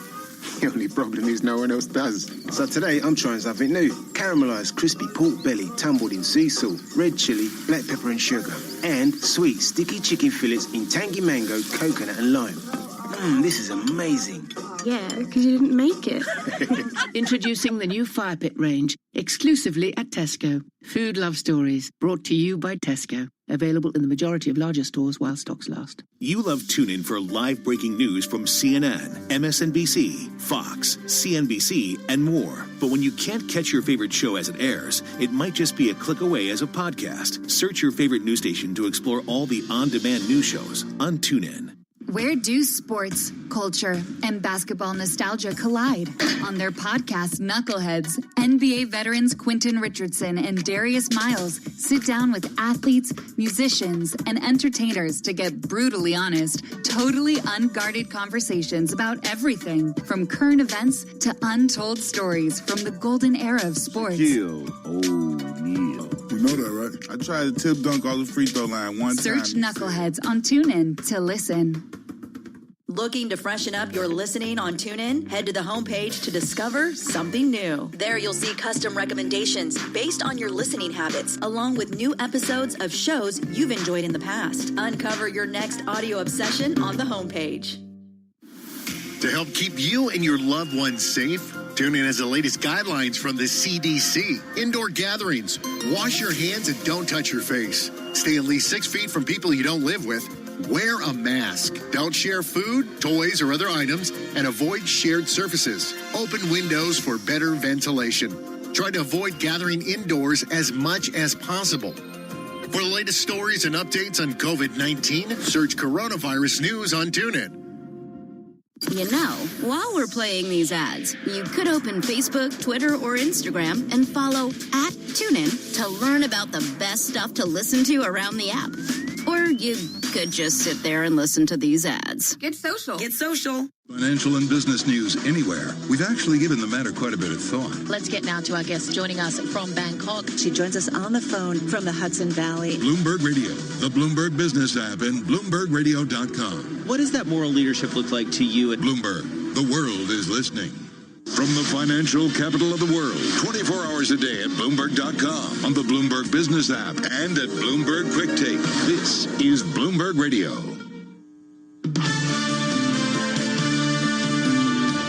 Is we are likely facing a slower growth, a sluggish economy as we do recover out of this, and that is a great backdrop for secular growth. In an environment where unemployment is going up, and for those that are in work, there will be that fear of the specter of unemployment coming down the tracks. A lot of businesses are not buying into the V. They see a different destination regardless of the journey. This is Bloomberg Surveillance with Tom Keene, Jonathan Farrell, and Lisa. What you need to know now is the Dow is up 5 500 points. Standard & Poor's up 44 points. You listen to Calvasina, El Arian, and Jeremy Stretch there, and it's real simple. The economic gloom is tangible, and the market brushes it aside. Good morning, everyone. Jonathan Farrow, Lisa Bramwitz, and Tom King. This is Bloomberg Surveillance on Bloomberg Radio, on Bloomberg Television. And, John, what I've seen over 2 days is the bid keeps coming in. It's not about being up. It's the quality of the up that's so important. The last several months, Tom, about rotation on, rotation off. It was rotation off for the last month or so since early June. In the last 24 hours, rotation back on. That means the cyclical parts of the equity market do better. Tech underperforms. Your equity market drifts higher, up 45 on the S&P 500 this morning. The Treasury curve steeper, just a little bit, Tom Keene, and a weaker US dollar in the mix as well. That's the thing that a lot of people were trying to position behind that didn't quite develop over the last month, Tom. It's back on this morning. Goldman Sachs was better than good earnings. What I've failed at, folks, is I have not gotten the appropriate Abramowitz briefing on what the rest of the bond market was. We're going to talk full faith and credit here, Lisa, but tell me what IG and high yield are doing right now, given this boom equity market. There's an incredible dissonance between the pessimism that we're hearing from the banking chiefs right now and the optimism that you hear from a lot of fixed income investors that are going deeper into risk, plowing into high yield debt after trying to hide out in a higher rated credit for most of the year. The tension here, the rising number of bankruptcies, a record number of retail bankruptcies in July alone so far this year in healthcare, in a number of different industries. How does that pair with yields near their lows? It's hard to understand without the Fed, and how long the Fed backstop is going to really weigh in here. Tom. The levels on the equity market right now, SPX 3225, Dow 27001. What we're going to do here is go to one of the best minds on fixed income, but really vamp it out to the equity markets and all that we see right now. Robert Tipp is double-degreed Berkeley in finance. For those of you that don't know the street, that is one of the most prestigious combination degrees on global Wall Street. He is with PGIM and their fixed income chief investment strategist. Robert, I'm going to cut right to the chase, which is what the action will be of corporations given this odd market. Do they issue equity here with these crazy valuations, or what do they do with the bond market? What do you predict will be the action out of where we are Q2 into Q3? Thank you, Tom. That's a very sporting introduction. I think you have to imagine like one of those perspective drawings where all of the points come together way out in the future. And what the market is imagining, is envisioning, converging out there, is that the growth is going to come up, and what's going to come down and stay above and not hit the zero line is the cash balance. Right, so the corporations have come in and they have funded to get to the other side of this, and that is why in a world where cash is going to be locked down at zero, you're getting the Fed hunkered down. Lael Brainerd coming out yesterday kind of intimating, that they will be willing to go to yield curve control if they have to. They're going to support this, and the corporations are going to try to get to the other side. And so for investors that have these huge money market balances and are tempted a little bit out into maybe gold or tech stocks, to go out into high quality fixed income, over 2%, depending upon where and what they're going into, or going into high yield, at 5%, not necessarily going into the dangerous stuff, but trying to stay clear of that. They're going to end up, rounding out their portfolio. I think that's what's going on. That's why you're seeing credit spreads do well, as you would expect, way in advance of the economy coming up to the zero line. Robert, what's the dangerous stuff? Well, so the dangerous stuff is brick and mortar retail. Anybody that doesn't make money in the energy business at this level of energy costs, I mean, that's in the mind of the market at the given moment, and of course there are longer term concerns about where real estate is going to be. Depending upon the variety of real estate, you have a lot of stress there that's going to come through in certain areas of structured products. Yeah. And emerging markets. I mean, a lot of emerging markets were struggling before this, and along with the southwestern United States, all of Latin America, all of India, they really have their work cut out for them with this virus, and people are going to be dealing with this for a long time. But it really piles onto their problems. Having said that, the opportunity set in fixed income is really, I mean, I'm embarrassed to say it, John, but it's spectacular. And you recall last time I was on, you were pushing me, why credit? Why bull flattener? The front end of the curve in the U.S. is not going to move, but the back end is attractive. The credit product on a diversified basis, whether it is your hard currency EM or high yield, high quality structured product, will do well. But outside of that, Europe, their fixed income is even better supported than U.S. fixed income. They have less supply, and that ECB is more aggressive across the credit spectrum and is likely to remain so. And it doesn't stop. We saw this morning low inflation prints in South Africa, I believe it was. The vicious cycle in emerging markets of a bad environment like this, feeding through weaker currencies into higher inflation and higher rates and a worse economy, it's been broken. The inflation numbers are staying low. It's what you're seeing in Brazil, South Africa, a number of these places, steep curves where you can buy the bonds on a hedged basis, in more aggressive portfolios and capture a lot of yield, a lot of roll down. So, you don't want to go crazy. You don't want to dive into any one area deeply. But for diversified fixed income portfolios, depending upon their risk appetites, it's a spectacular environment. Robert, a ton of trades that you've just mentioned. Let me pick out the most boring one. The bull flattener, the 30-year at 134. Did you ever think you'd say that the long end of the Treasury curve would be attractive at 134? Yeah, it is. And looking at the forward rates, I mean, in the back of my mind, the way demographics and debt are going, I've always said that the neutral Fed funds rate is 0.5% in nominal terms in the U.S. That's where we've been headed, and this crisis has accelerated that process. So you notice the rates are low around the world. We don't have accelerating inflation here. Rates haven't even fallen in Europe because they were already at their effective lower bound, right? So we've already, kind of hit the point where rates are not where they should be for the environment. Yeah. But they're not low enough to get accelerating growth and inflation. So this is kind of, where I thought we would get stuck. We are. The problem for the back end is the supply. But I think it is somewhat attractive here. Robert, I want to ask a really basic question, which is, it's a spectacular time for credit, you say, and yet companies are selling more of it than ever before into an environment of slowing growth. You've got Carnival selling debt yet again for a third time, raising a total likely of $8 billion in just a couple of months.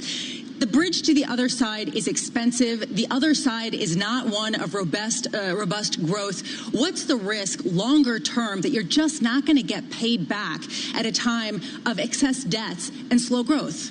Right. And I don't want you to think I'm a total maniac. I'm actually not really that amped up to go on a cruise. They have borrowed a spectacular amount, and the issuance is going to be down in the second half. So you're at a point where investors are starting to, the whole latter 70% of the wave, that maybe they should be looking at credit. The supply is now going to go down.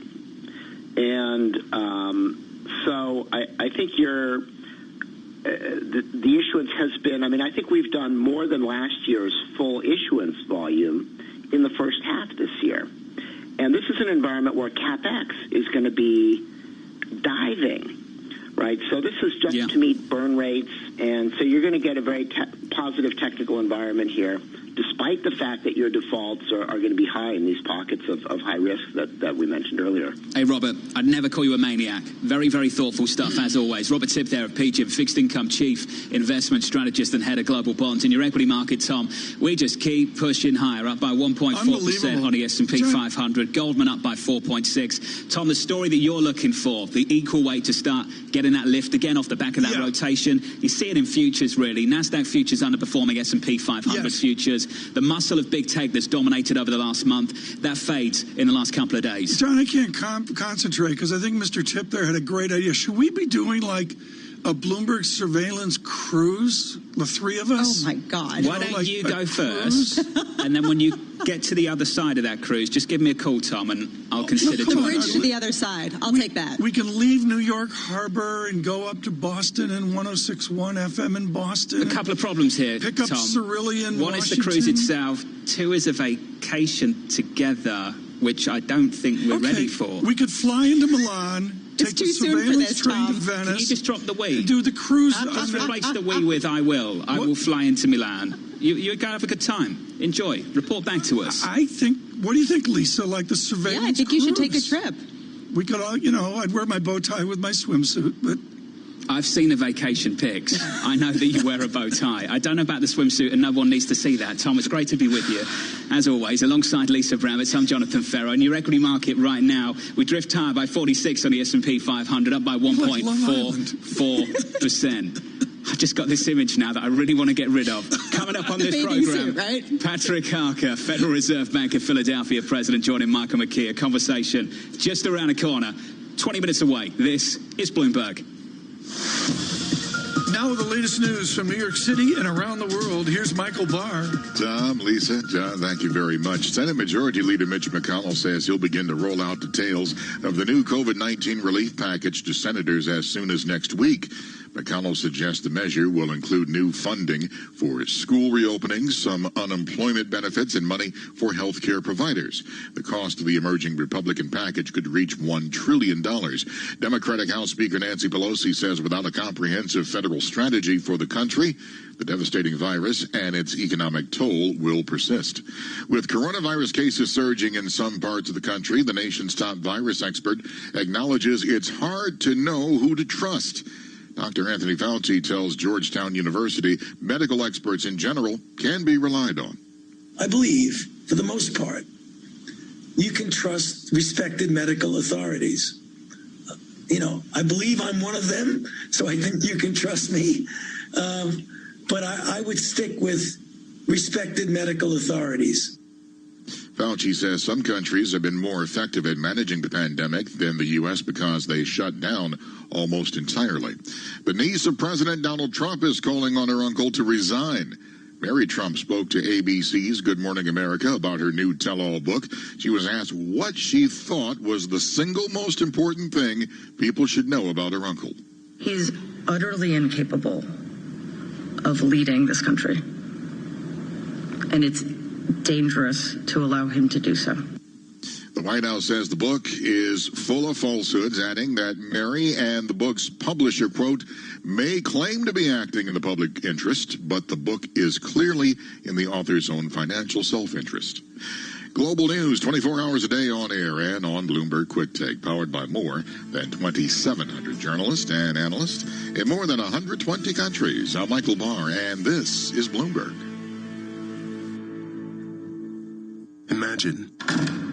Imagine being denied an apartment because of your religion, or your race, or because you have children, or a disability. It's so wrong. Yes, but who has the power to stop this?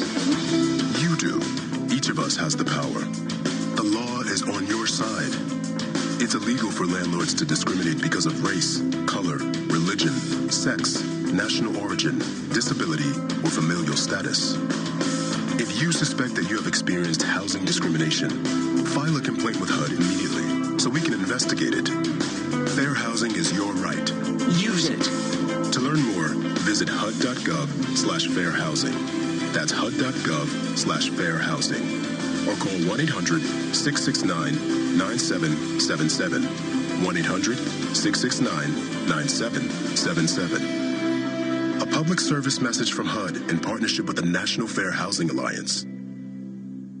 Why do hedge funds and other alternative managers rely on Pershing for a highly personalized experience? Mark Alderati, a managing director at BNY Mellon's Pershing and head of Prime Services, explains. In today's fast-paced environment, where the only constants are change and volatility, you need a prime broker who's both steady and agile, focused on supporting your needs so that you can focus on growing your business and producing results.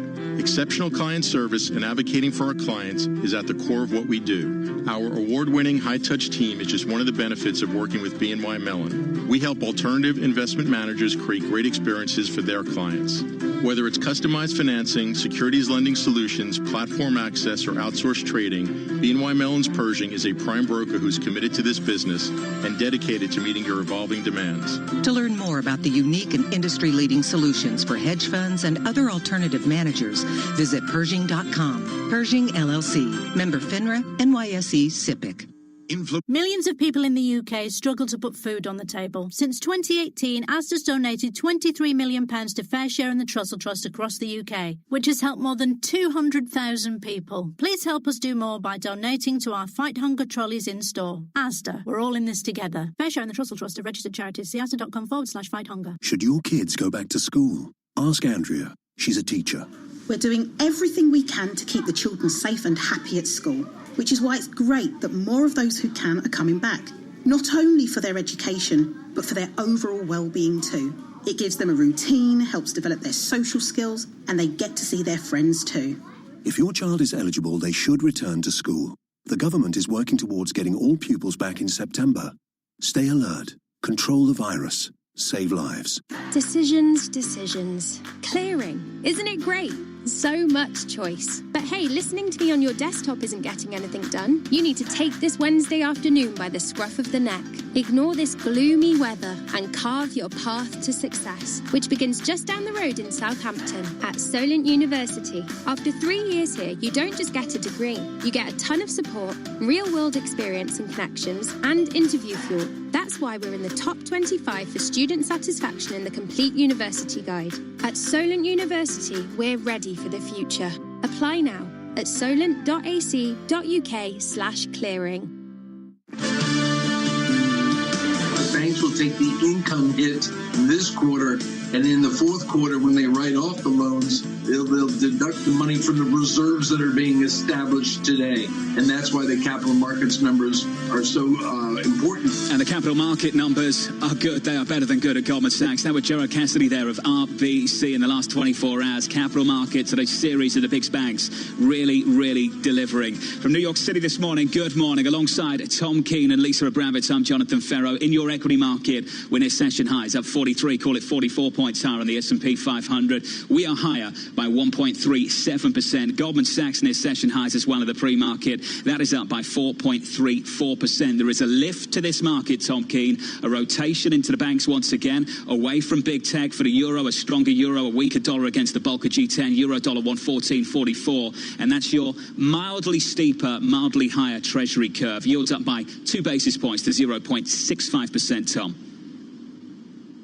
President Trump that this is a vaccine-driven market, but I would also say, John, there's much more going on here than just that. I mean, to see J.P. Morgan and Goldman Sachs get it done, Citigroup as well, and struggling Wells Fargo makes it interesting. Again, futures up 44. They advanced. Dow futures up 537, nicely above Dow 27,000 right now. Christian Ballou is with us with Autonomous Research Analyst, and we've been doing a lot on banking today. I want to take a bigger, broader view here, and you can do that when you've got experience at Credit Suisse, and particularly Boulou's experience at Bernstein and the acclaimed banking black books at Bernstein we're known for. Christian, how do the super regionals react to the big bank dominance? They're behind in digital.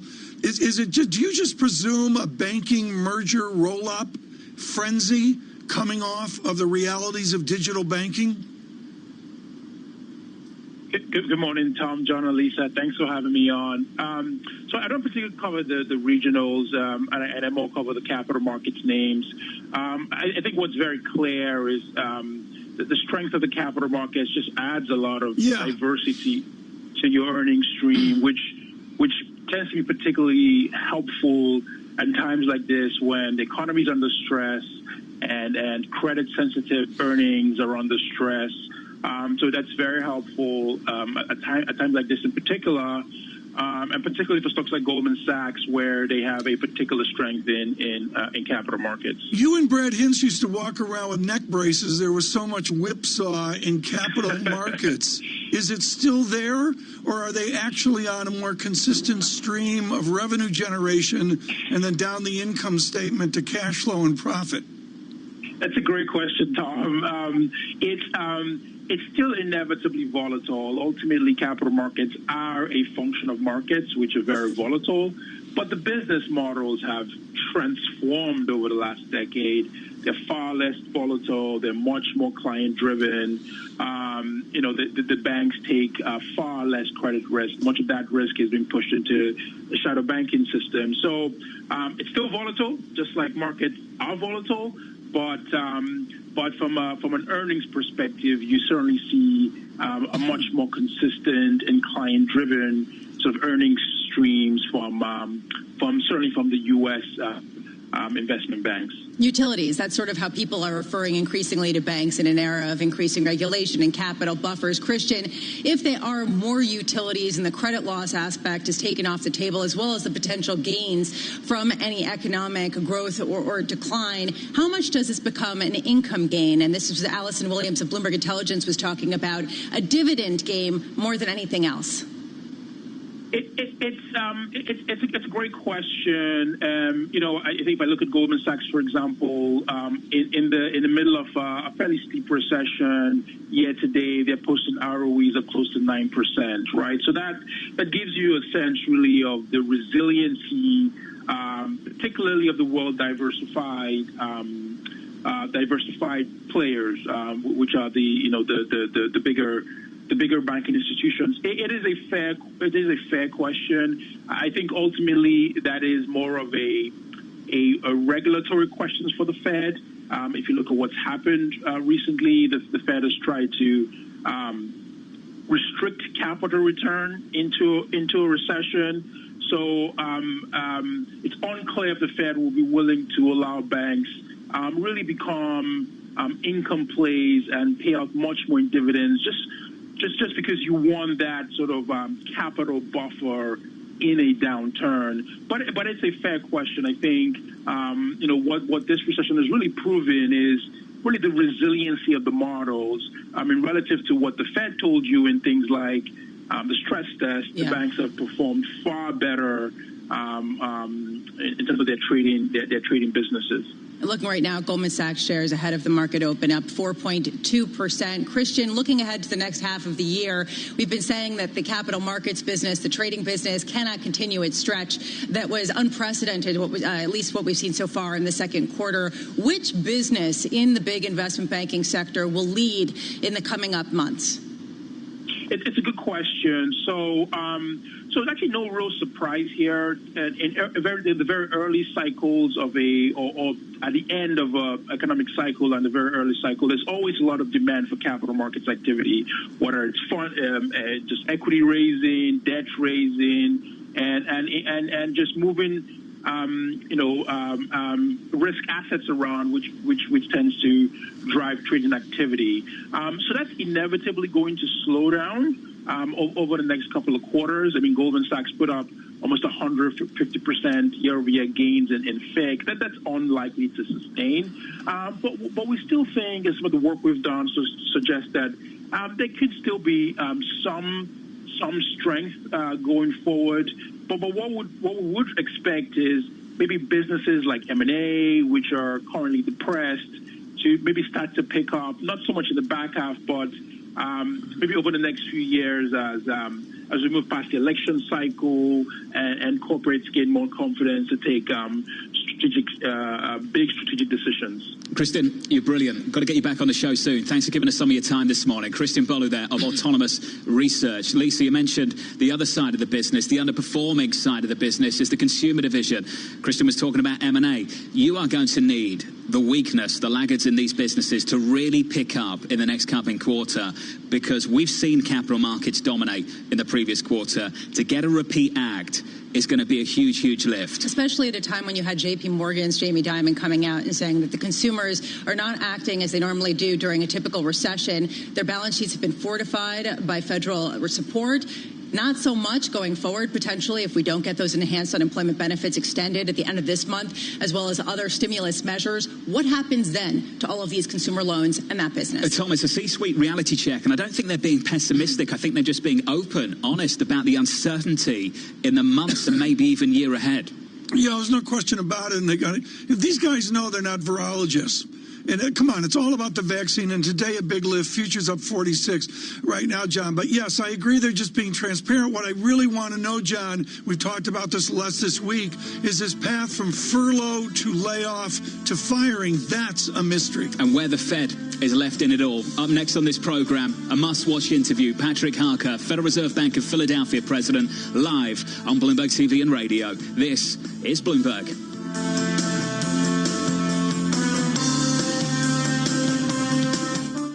I've always wanted to learn another language, but every time I try, it never sticks. So I decided to give Babbel a try, and I really like the teaching method of the app.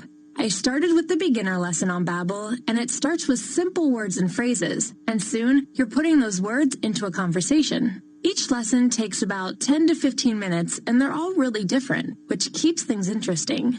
The app is really smart. It actually keeps track of the words I'm struggling with so I can practice them and get better. I chose Babbel because it was created by real language teachers. They built it around real life, how people actually communicate, and what they care about.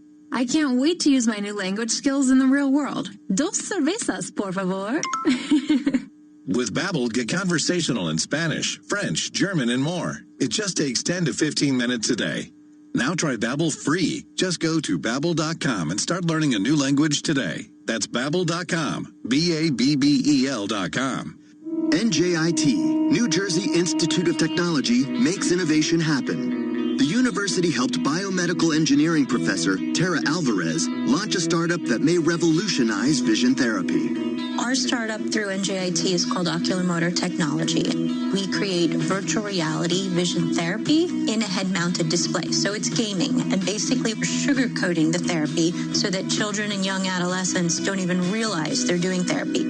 To accomplish this, we need biomedical engineers, which are here on NJIT campus, computer scientists, artists, people that are into story development, and then we're collaborating with a lot of the large pediatric medical centers. This idea of a startup culture is extremely important to not just NJIT and the National Science Foundation, but also to the U.S. as a societal whole. NJIT, New Jersey Institute of Technology. Learn more at njit.edu. Eurotunnel Le Shuttle is a safer way to get to France and beyond, with social distancing built in. There's no scrum at security, hanging around for your bags, or shouldering strangers in your seat. With Eurotunnel Le Shuttle, simply drive on at Folkestone and stay in your car, comfortably. Then drive off 35 minutes later. Stay safe. Go Tunnel, Eurotunnel Le Shuttle, a safer way to France and beyond. London. Toolstation are here to help get your job safely started and finished, with over 60 branches within the M25. All open with social distancing and contactless click and collect from 5 minutes. And with 20,000 top trade quality products to choose from. Order online now for collection in London branches and get £5 off when you spend over £30 with the code LON530. So, get your job started at toolstation.com. Terms and conditions apply. When you're facing a problem, like how to make an electric car more efficient, you could sit down and talk it through. But at Honda, we decided to listen to the wind tunnel. With wing mirrors? Or without? Yes. With? No. Without? Yes. With? No. Without? Yes. Or with cameras instead of wing mirrors? Sweet. The new Honda E with wing cameras, not mirrors, because we listen to the wind. Honda, the power of dreams. An equity market rally coming into the opening bell 1 hour away. Equity futures up by 43 points, up by 1.36%. That's your price action from New York this morning. Good morning. Alongside Lisa Bramett and Tom Keane, I'm Jonathan Ferro with your economic data. Here's Michael McKee. Good Morning, John. We start with some timely economic data. The July report on Empire Manufacturing from New York turns positive for the first time since February, 17.2, a significant increase there. And we see new orders, production, and even employment turn slightly positive. So that is New York. What is happening in Pennsylvania and the 2nd District of the Federal Reserve?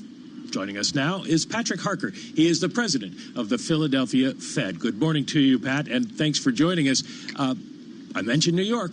What's happening in Pennsylvania? We have seen the COVID caseload start to rise there. Is that a problem for the economy? Can you give us a feel for what's happening in your district?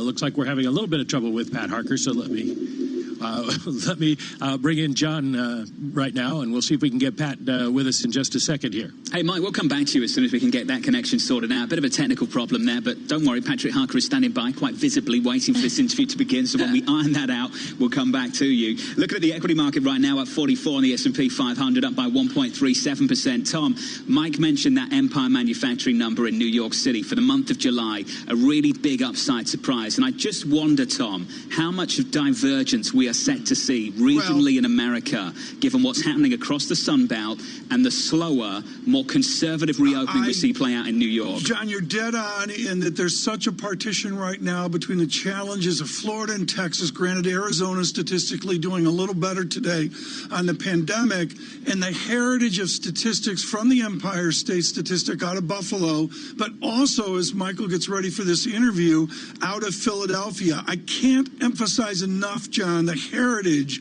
of manufacturing statistical gathering of Philadelphia. This goes way back before Harker, Plosser, and the rest of them, and Philadelphia gets a snapshot of business enterprise that I would suggest is only comparative with Chicago. So, you know, it's really timely that we have Mr. Harker with us. Well, quite clearly, Tom, it's important for the politics as well, because where did the former Vice President Joe Biden go to deliver that speech on the economy?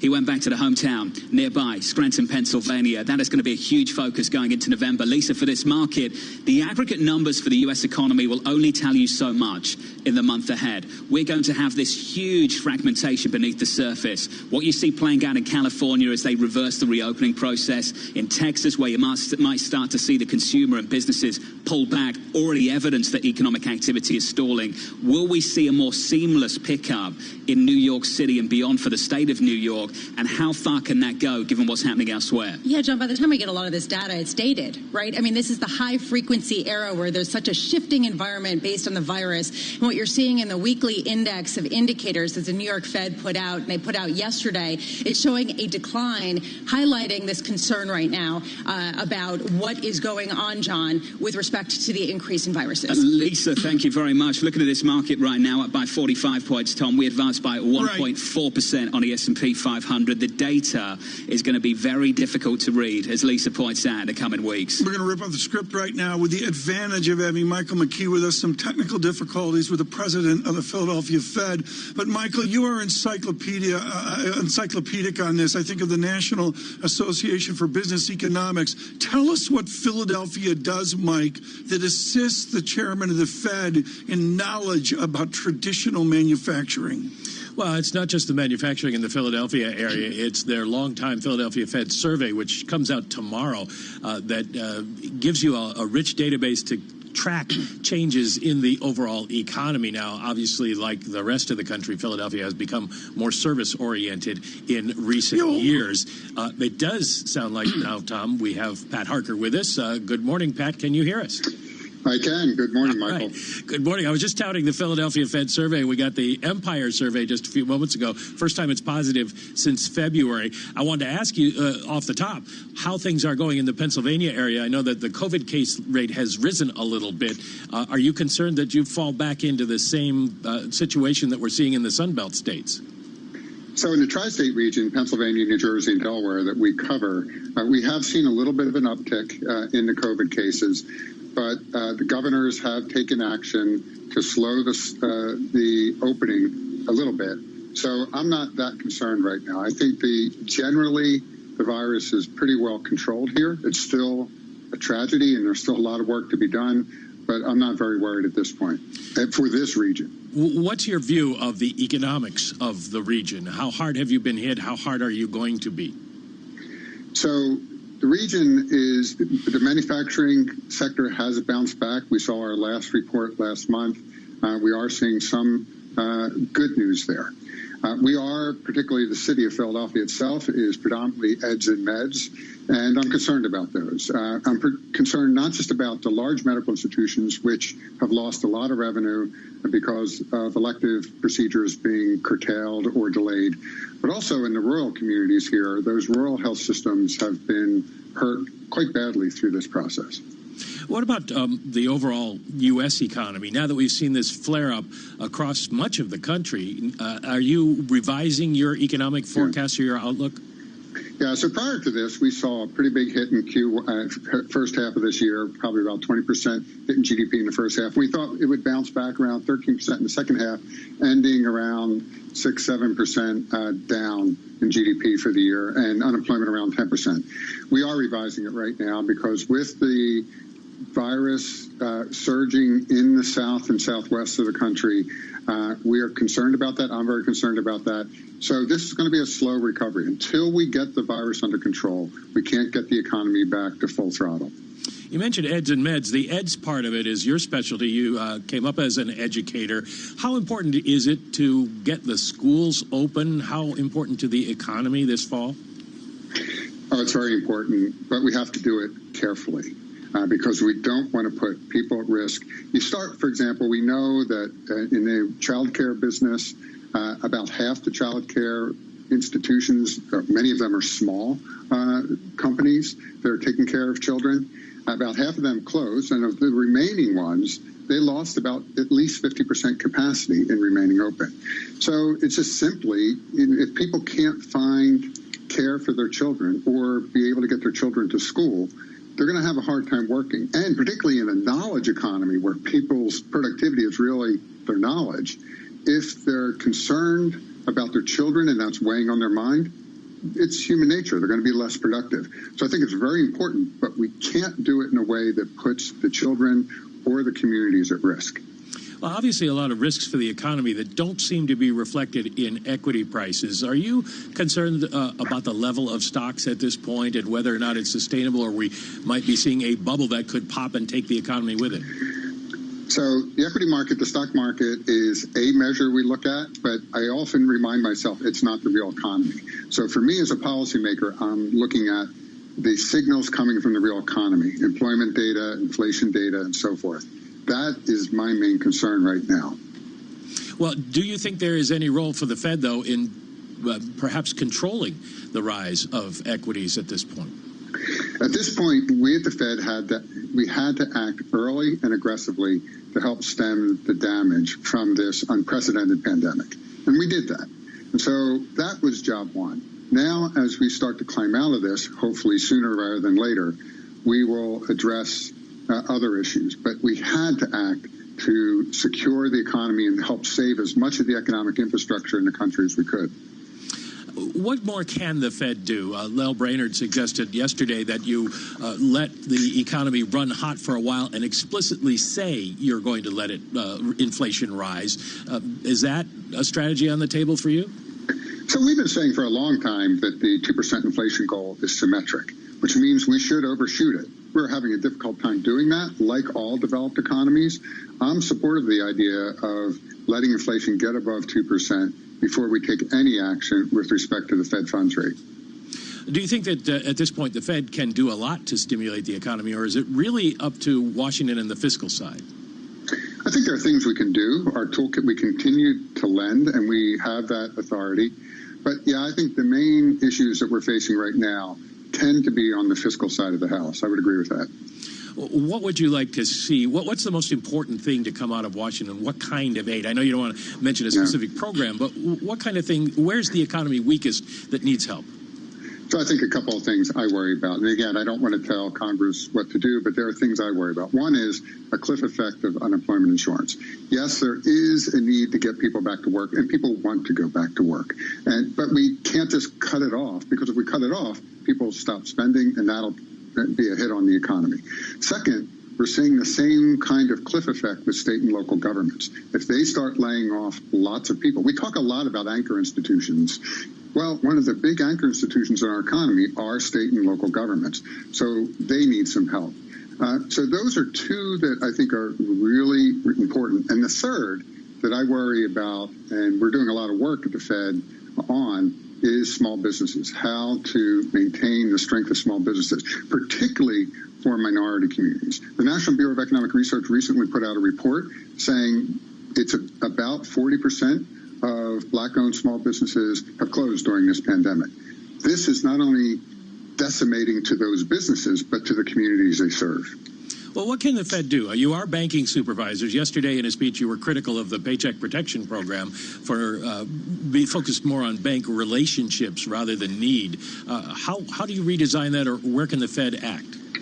Well, I wouldn't say I was critical. What I was saying is that a lot of these micro enterprises, that is enterprises with less than 5 employees, and we have lots of those in Philadelphia and all around the country, they don't have banking relationships because, for a lot of reasons, they don't necessarily trust the institutions. That's the root problem. We have to solve that problem. I don't accept the fact that people don't have a banking relationship as the status quo, and we should just accept it. We should work on that. We should bring people into the system so that they can have access to things like PPP programs and just have lower fees and better service to build their businesses. Before I let you go, I want to ask you how you're following the economy these days. We've had 2 better-than-expected jobs reports. Do you think we get the same thing for the month of July, and does it really matter? It'll depend. Because of what's happening with resurgence of the virus, I'm a little skeptical that we're going to see as good a jobs report, but we'll see. But it all comes down to, right now, controlling the virus. The health of the economy is dependent on the health of all of us. And until we get the virus under control, we're not going to get the economy back to where we all want it to be. You mentioned the fact that we're coming up on this fiscal cliff in July. In the end of September, we're going to have a lot of your lending programs expire. Do you anticipate at this point they continue? Potentially. It will depend on what the state of the economy is at that time. All right. Thanks very much to Patrick Harker, the president of the Philadelphia Fed. Thanks for joining us today. John Farrell is here with us. Michael McKee, brilliant work, as always. Always enjoy your conversations with Fed officials. Tom Keene, quite clearly, there's going to be a big focus on forward guidance. There was a line there from President Harker supporting letting inflation rise above 2% before liftoff. We've heard this many times before. How you formalize that and cement it, really double down with forward guidance around these kind of metrics, that's going to be the key effort. John, we could go into a clinic here with Michael McKee on this, on rules and discretion and the track of inflation, but the answer is we are miles away from any inflationary impulse. And given the extent of time, Tom, we'll be below capacity, below potential. You've got to say the consensus view is a world of disinflation for developed market economies. In this market right now, Tom, we drift higher at 45 on the S&P 500. The rally continues. The rotation of the last 24 hours just gets a little bit more oxygen off the vaccine optimism. Off the back of that, futures up 1.4%. The bond market, a curve a little bit steeper this morning. The dollar weaker, the euro stronger. On Europe up next, here's a conversation you don't want to miss. The Irish Finance Minister, Pascal Donohoe, live on Bloomberg TV and radio. This is Bloomberg Surveillance.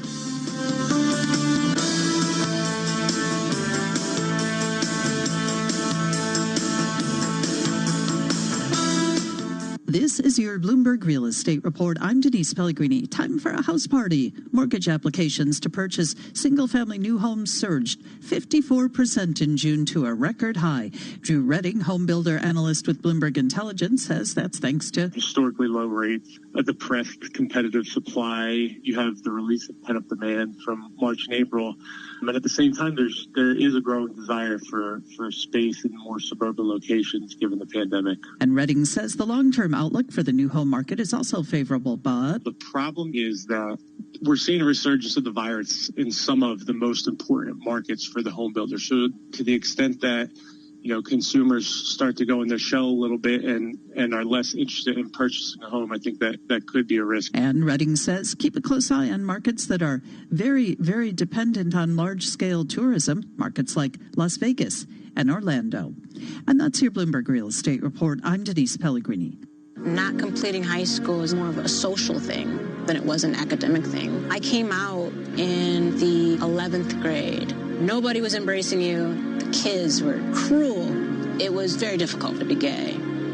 Even though all these years have passed, I still had that longing to have my diploma. The hard part was determining that I was going to do it, but I definitely didn't do it alone. At age 30, with the help of her mentor, Carissa finished her high school diploma. I have a mentor, Maria. She convinced me to continue my education and to finish what I started to get my diploma. Just never judges. She's a true role model. If you're even considering getting your high school diploma, go get it. You can do it. No one gets a diploma alone. If you're thinking of finishing your high school diploma, you have help. Find free adult education classes near you at finishyourdiploma.org. That's finishyourdiploma.org. Brought to you by the Dollar General Literacy Foundation and the Ad Council. Connecting to... So I often struggled at school. Once, when we had a maths test, I looked around the room and everyone was just doing it. And I couldn't, and I began to cry. But my teacher came over and said, it might look like one big problem, but it's just a handful of small ones, and you can deal with that. I hear her voice in my head for every problem I face to this day. Teaching. Every lesson shapes a life. You could get £26,000 tax-free to train as a teacher. Subject to eligibility, selected subjects only. Search Get Into Teaching. First, we're told that masks don't work. Then, we're told to wear them all the time. One week, we hear that the mortality rate is 2%. The next, well, who knows? In the time of COVID-19, there is so much uncertainty, and so much scientists are learning in real time, along with the rest of the world. So it's hard to know what you can be sure of and what's still a big question mark. Enter Podcast 19 from 538, where we'll explore the evidence behind the science in our fight against coronavirus. I'm science journalist Anna Rothschild. Each week, I'll investigate coronavirus mysteries, keep track of the latest developments on vaccines and treatments. Oh, and I'll try to edit out all the times I shush my family since I'm recording this thing from the chaos of my home. Search Podcast 19 to listen today. You love TuneIn for live-breaking news from CNN, MSNBC, Fox, CNBC, and more. But when you can't catch your favorite show as it airs, it might just be a click away as a podcast. Search your favorite news station to explore all the on-demand news shows on TuneIn. From New York City for our audience worldwide, this is Bloomberg Surveillance Live on Bloomberg TV and radio, with your equity market drifting higher up 45 on the S&P. A little bit later, I'll step away to Bloomberg TV to get you up to speed on the opening bell. We are positive ahead of it. We'll catch up with Tony Dwyer of Canaccord Genuity. Though pushing forward, Tom Keene, the week is all about Europe as the week grows older, and it begins this Wednesday in Dublin, Ireland. Major shout out, John, to Mr. Dwyer and people like Gina Martin Adams who have stayed in this market. You're right, John. It is about Ireland and the bombshell announcement this morning on Apple Computer. What's wonderful about this is we have with us the finance minister of Ireland, Paschal Donohoe. And what is so interesting of Mr. Donohoe is his trek from Trinity College in Dublin to real corporate multinational work in the United Kingdom for Procter & Gamble years ago. He has lived the multinationalness of the United Kingdom, of the Republic of Ireland, indeed of Luxembourg in Europe. Finance Minister, we are thrilled to have you with us. Welcome to Bloomberg Surveillance. Were you surprised by this huge win for your nation and for Tim Cook in Cupertino? Well, I always believed such an outcome was possible. And Ireland have been very clear now over many, many years that we do not make special tax agreements with any company, big, small, here in our country, and all taxpayers are treated equally. We really value the relationship that we have with an employer such as Apple, like we value the relationship that we have with all employers in Ireland. And we do not do special deals for them, and this ruling here today is a recognition of that. Minister, you have lived this with P&G years ago. I want you to explain to those of continental Europe and frankly those of you worldwide that appropriate tax policy for multinationals is not a theft from the general taxpayer. Well, I believe it's absolutely imperative imperative that big companies are taxed effectively and they are taxed fairly. And I also believe that for very big digital companies, how we are going to tax them in the future is also going to change. But what was so important about this particular issue is an allegation was made that we were in some way treating Apple differently to other taxpayers that would be here in Ireland. This matter ultimately ended up in the General Court of the European Union, and it's been settled in the way that you've now described. So the message from me as a finance minister here in Europe is that companies, whether they're from Europe, America, or anywhere else in the world, have to be taxed effectively and fairly. And this was a really important issue for our tax code here in Ireland. Moving from taxing to spending, there's a big question. You are the president. You are the head of a group of 19 finance ministers that will all get together this weekend for that European Commission meeting where they're going to be speaking about that key trillion euro budget, as well as a 750 billion euro plan that has been proposed. How much pushback are you hearing from the Frugal Four on what has been proposed on bringing that fiscal stimulus down? Yes, there is a diversity of debate in relation to this particular project within Europe and inside the European Union. But very broadly, the point I would make to you and to all your viewers across the world is this is a really signature example of Europe deepening its economic architecture and deepening and making stronger the foundations of the euro. And we are doing that to strengthen the ability of our own economies here in Europe to respond back to the economic shock of COVID. And because this is such a big project, of course there are different views in relation to it. But I do believe that within the European Union we'll reach agreement on the matter. And the concerns that my colleagues and friends have among some countries regarding the scale of the fund and how this money can be used effectively and transparently, I believe with creativity and imagination in the coming days or maybe week or so, we'll find a way of reaching agreement. Mr. Donoghue, I want to go back to Apple. I think the sovereignty issue here, and it frankly has to do with the weekend meetings, but the sovereignty issue here is absolutely critical. Frankly, going back to Trinity College and Elizabeth I and the formation of liberty in Ireland, what this decision is really about, folding into all the different EU meetings that are yawners, is about sovereignty of nations to make their own laws. What does it mean for Brussels to see this victory by you today? Well, actually, I believe in the pooling of sovereignty and I believe in the sharing of sovereignty. I'm a passionate supporter of the European project. I'm a deep believer in the process of European integration that we have and the need to look at how we can strengthen it in the future. So I would actually regularly make the case here in Ireland and across Europe and indeed across the world that the European project, both economically and politically, is an extraordinary achievement that, from my point of view, personally and politically, I want to protect, I want to secure it, and I want to grow it in the future. And Commissioner Vestager is a commissioner that I have huge respect for, who I look forward to working with again in the future. That said, there are always a number of particular areas in terms of how decisions are made and then how they're implemented that are always going to matter to individual nation states. And from our point of view, the reason this was so important is that it created the inference that we used our national sovereignty in some way to give favourable treatment to a company. That wasn't the case. It's been recognised by the ruling here this morning.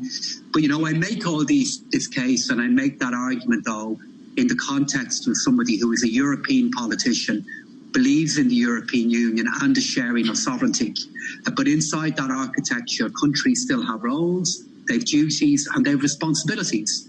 And that's why this hearing was so important. Finance Minister, thank you so much for joining us this morning. Pascal Donoghue is the Irish Finance Minister off of this extraordinary ruling out of Luxembourg on Apple Computer. Lisa, this has been an extraordinary day. There's no other way to put it, with futures up 49, Dow up 557. And Lisa, the bid just continues. There's no end in sight from the ramp up we've seen this morning. Yeah, and you were talking earlier about the dollar weakness. And if you take a look at the flip side of that, the euro has been been strengthening and is currently the strongest since early March. And a lot of it is hinged on exactly what the Irish finance minister was just saying, that people believe that, yes, there will be some agreement on this €1 trillion financial plan, as well as a €750 billion fiscal stimulus. And the question is, what's the liability if it doesn't come to pass, and how much argument there will be? A key issue heading into the weekend, Tom. I agree with that strongly, that some of this bid is the reaffirmation of sovereignty, nation sovereignty in Europe over Brussels. Folks in America, this is a huge deal for Apple Computer. Obviously, Mr. Cook will speak on it. Our Emily Chang will have coverage of it. Of course, all of Bloomberg Technology today. But I tell you, it's just been extraordinary, Lisa, to see that bombshell announcement this morning. We are going to continue our coverage here of the equity markets. Of course, John Farrell on television, Paul Sweeney and I will be on radio to drive forward a big Dow opening. Coming up later, the Lieutenant Governor of California. That will be most timely and most interesting challenges in the pandemic across California. Please stay with us. This is Bloomberg.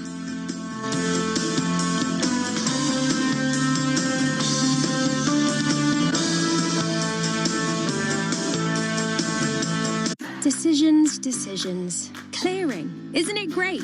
So much choice. But hey, listening to me on your desktop isn't getting anything done. You need to take this Wednesday afternoon by the scruff of the neck.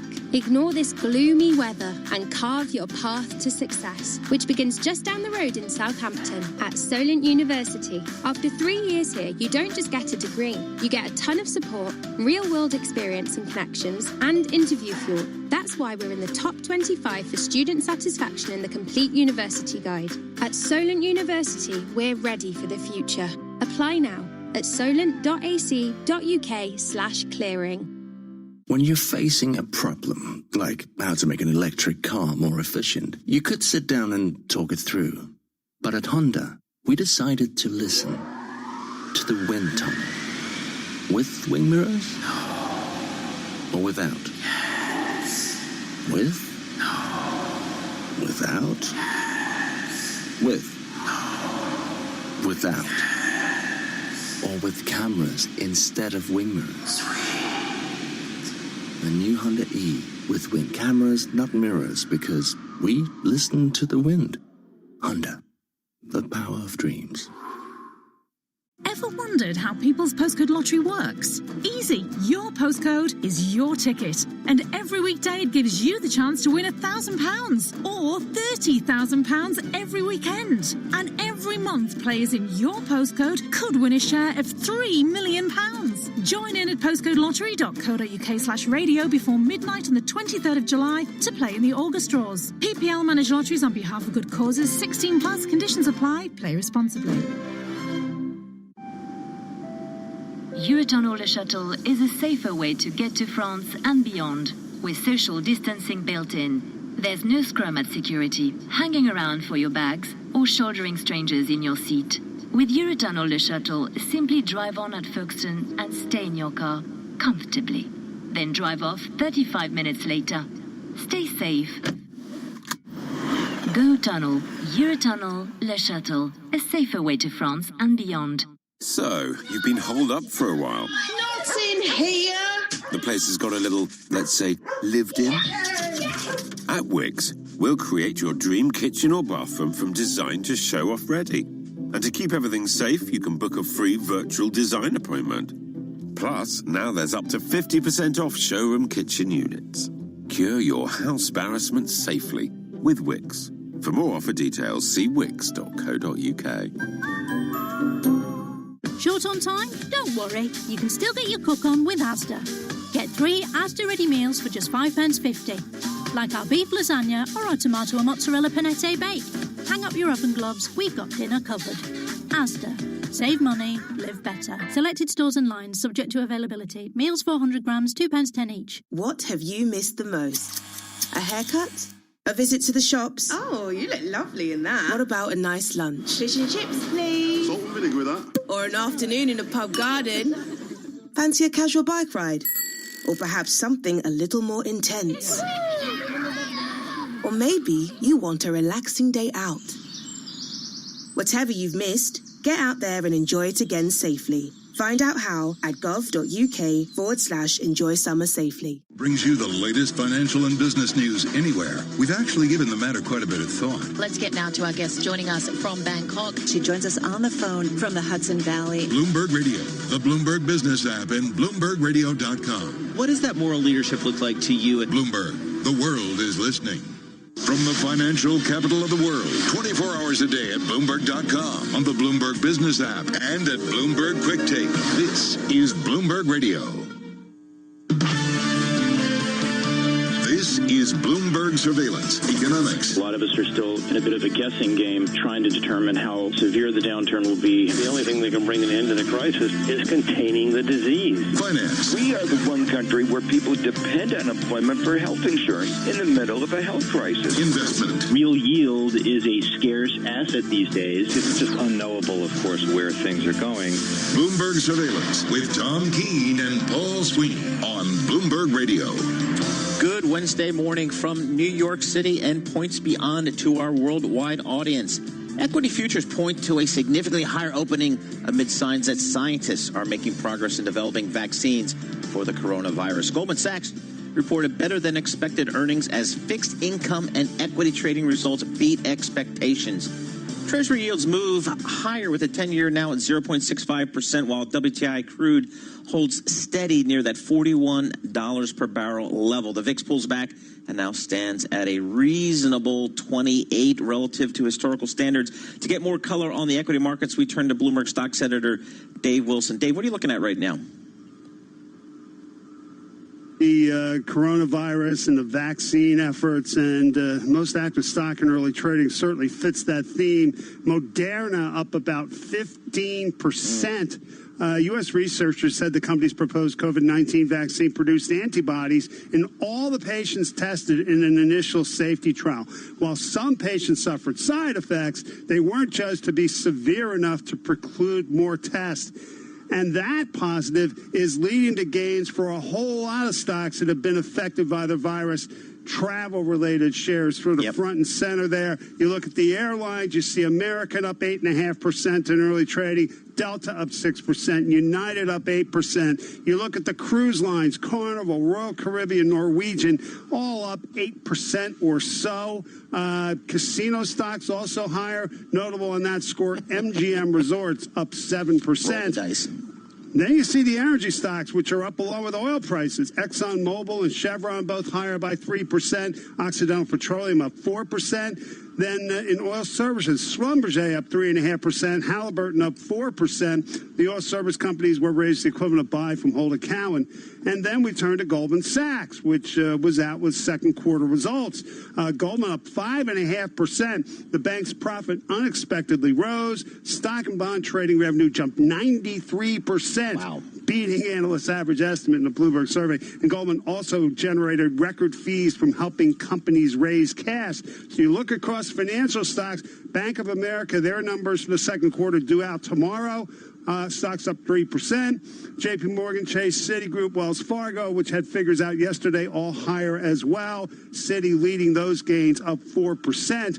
Sort of a mixed bag, though, for the regional banks out with results. U.S. Bancorp's up 4%. PNC Financial, though, down 0.5%. And Bank of New York Mellon, lower by 5.5%. While that bank's second quarter earnings beat estimates, its tax rate was lower than analysts expected. And so is a key profit margin tied into interest rates.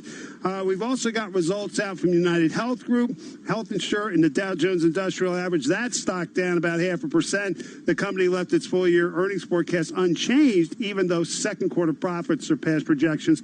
We're also seeing Netflix pull back a bit, lower by 0.5%. The video subscription service is extending this week's retreat after surging as much as 98% from a low in March. Now, Netflix is due to report second quarter results after tomorrow's close.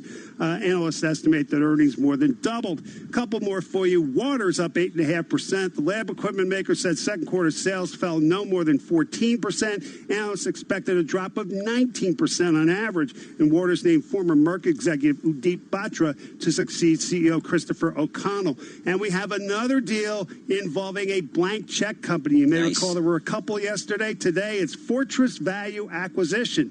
Up 18.5% is a blank check company created by private equity firm Fortress Investment Group. They agreed to buy rare earth metal producer MP Materials. The combined company is valued at more than $1.5 billion. And Fortress Value, Paul, only went public on April 29th. Didn't take long for them to find a deal target. No, exactly right. I mean, we're seeing, as you've been reporting, Dave, a handful of these SPACs coming out into the marketplace and getting deals done pretty quickly. Bloomberg Stocks editor Dave Wilson, thank you so much. Tom, when I hear Dave reporting on some of these big bank earnings reports and how the fixed income and equity trading desks are just blowing away profit expectations, putting up big money, my question as a former Wall Streeter is, are these traders going to get paid this year, Tom? Oh, they're going to get paid. I mean, it's like I expect any day Paul Sweeney's going to be back out there on the desk again. I just want to know, they all need at the margin new Bloomberg terminals. I mean, absolutely. There's no question about it. Exactly. Bloomberg surveillance this morning, brought to you by Cohn Resnick Advisory Assurance Tax. Are you applying for PPP loan forgiveness? Don't leave money on the table or fail an SBA review. Visit cohnresnick.com/loan forgiveness. Let me spell that. COHNREZNICK. cohnresnick.com/loan forgiveness. Futures just won't give it up. The bid right now, 43 SPX, Dow exactly 500 points. The VIX 28.22. Paul? Yeah, absolutely, Tom. And what's driving a lot of this market action here is, expectations that some of these big pharmaceutical companies are making some progress on the vaccine front to get a sense of kind of what's going on the vaccine front, plus kind of what the CDC here in the U.S. is trying to do in terms of antibodies. We are pleased to welcome Bloomberg Law Health Care reporter Shira Stein. So, Shira, just kind of starting it off a little bit, the news today driving the markets here. Looks like Moderna is having some success here. AstraZeneca as well. I saw some research out that they may be having some success. What's the thinking here as it relates to vaccines? Yeah, I mean, we saw yesterday Moderna put out data from their phase 1 trial for their vaccine, and it shows that the vaccine produces antibodies. That's really important to protecting people. We don't know how long antibodies last yet. That's going to be an important point for scientists to figure out to see if the vaccine will work long-term for protecting the population. But this is the first step in getting to a COVID vaccine. So it's interesting here. I think, we all want to get to a vaccine. Sure, I think that's kind of obviously what the market's looking for. It's what the world is looking for, quite frankly. But in the interim, there's some work to be done as it relates to scientists understanding kind of what antibodies people may have had who had the virus. Where are we on that in terms of what the CDC here in the U.S. is looking at? Yeah, absolutely. The CDC has been partnering with blood donation organizations like the Red Cross and something called the Vitalant Research Institute. Vitalant has been doing a smaller scale study of how many people have antibodies in their blood who are donating blood. Initially, it started out with 6 metropolitan areas, and they announced earlier this week that they're going to be expanding that to all 50 states. That's going to be huge.